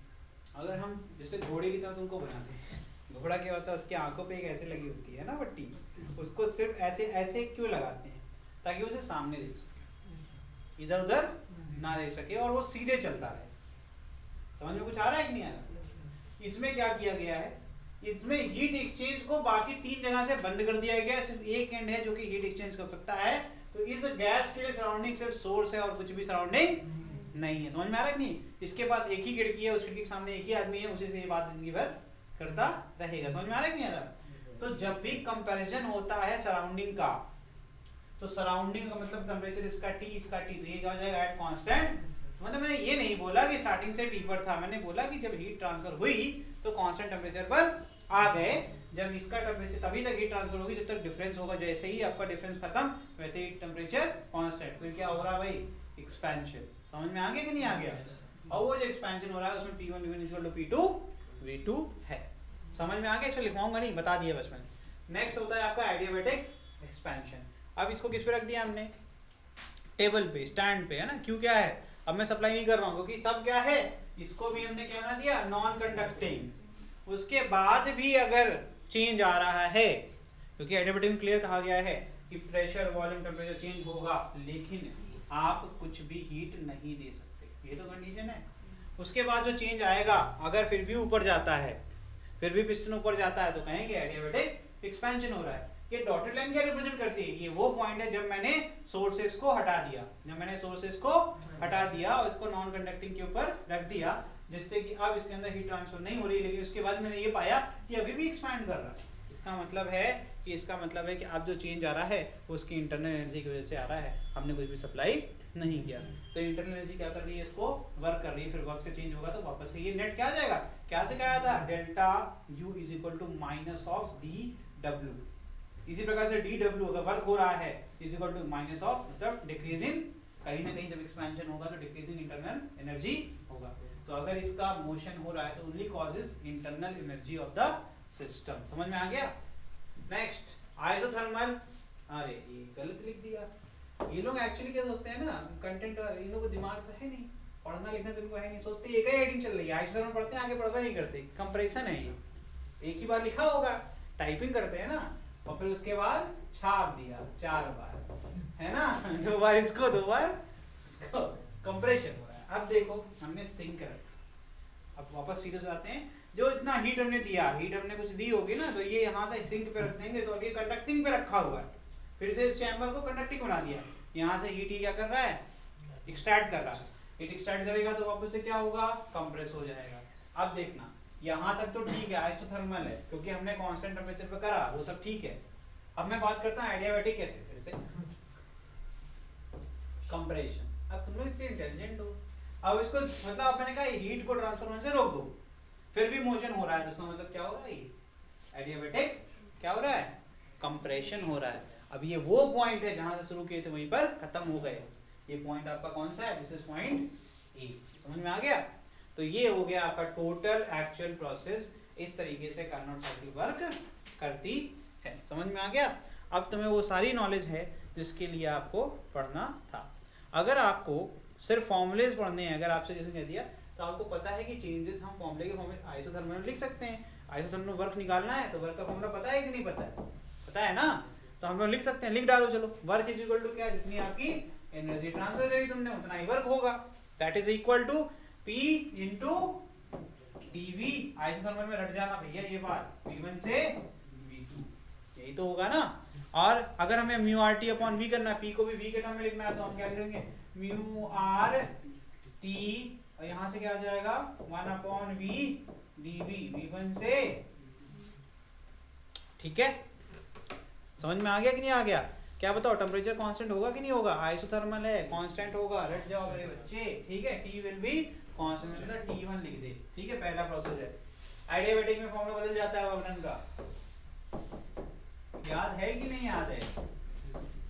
हाँ, क्या आ जाएगा log V2 अपॉन V1, कर लेना। यही फॉर्मूला है? नहीं, फिर से गलत कर दिया हमने, इस बार फिर से कर दिया। ये तो आइसोथर्मल का है ना यार, इसका इंटीग्रेशन फिर भूल गए, तुम लोग भी भूल गए।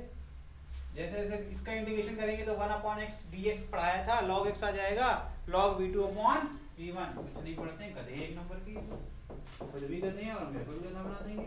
क्या आ जाएगा ये log बेस 10 V2 अपॉन, ये इसी का तो फॉर्मूला था यार। वहां लिखो, लिखो यहाँ पर, ये क्या आ जाएगा यहाँ पर T2 माइनस T1, बाहर क्या आएगा म्यू आर, तो mu R T2 minus T1, इसी को लिख सकते हैं P2 V2 minus P1 V1, इसी को तो लिखते हैं म्यू आर डेल्टा T को। सब रट भूल जाते हैं, और हमको भी जो है एडियाबेटिक में गामा चलता है। अब यहाँ भी कर लो, ठीक है, इस तरीके से कर लो। इसका लिखो, अब V1 V2 हो चुका था आइसोथर्मल में, तब क्या होगा वॉल्यूम फिर कहाँ पहुंचेगा V3 से V4, क्योंकि एडियाबेटिक में V2 से V3 पहुंच चुका रहा होगा, ठीक है। अब यहाँ देख लो, इसमें उसमें अंतर क्या है। यहाँ सर टेम्परेचर पहले वाले केस में आइसोथर्मल में टेम्परेचर कांस्टेंट था, T1 ही था through out the process. V1 से V2 हुआ, टेम्परेचर सेम था। एडियाबेटिक में V2 से V3 हो रहा है, लेकिन टेम्परेचर टर्म में लिख रहे हैं, तो टेम्परेचर नया टेम्परेचर T2 होगा, तो अगला जो आइसोथर्मल होगा वो कहाँ शुरू होगा, वो T2 से शुरू होगा और T2 पे ही रहेगा। समझ में आ रहा है कि नहीं आ रहा है? तो फिर से आइसोथर्मल के लिए लिखोगे तो क्या आ जाएगा म्यू आर T2, ठीक है। फिर क्या आ जाएगा ln, अब नया फाइनल हो जाएगा V4, कहाँ पे आ चुके हैं V2 से V3, एडियाबेटिक में आए थे, V3 से V4, यही तो आएगा। डन, ये फॉर्मूला हो गया। अब जब ln मतलब क्या होता है, जिसको इसको ये नहीं पता, ln मतलब होता है बड़े भाई log बेस e, और log बेस e को log बेस 10 में ले जाना है तो तुम्हें क्या करना पड़ेगा 2.30 से मल्टीप्लाई। समझ में आ रहा है? ये हो गया। फिर अब V4 पे हैं, अब यहाँ से क्या हो रहा है, अब ये आपका ये भी कंप्रेशन था और ये भी आपका कंप्रेशन वाला साइकिल है। लिख लो, यहाँ क्या आ जाएगा टेम्परेचर T2 से वापस से कहाँ आएगा T1 पे, वापस से पहले वाले पे आएंगे ना, तो T2 माइनस T1, तो W4 will be equal to mu R T1 T4 minus T4 आएगा। टेम्परेचर T1 था, सुनो T2 गया एडियाबेटिक में, फिर वापस से आइसोथर्मल में T2 पे ही रहा, फिर वापस से T2 से वापस से T1, दो ही टेम्परेचर तो है, आइसोथर्मल टेम्परेचर चेंज नहीं होता। लिख लो, इसी साइकिल कहते हैं, क्या कहते हैं भैया, कार्नोट साइकिल, ठीक है।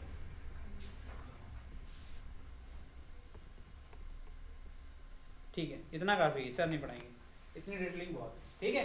तो ये था तुम्हारा थर्मल फिजिक्स, 3 चैप्टर कवर हो गए, थर्मल एक्सपेंशन, केटीजी और थर्मोडायनामिक्स, ठीक। अब हम लोग जो अगला पढ़ेंगे वो पढ़ेंगे हम लोग ऑसिलेशन, ठीक है। चलो, धन्यवाद।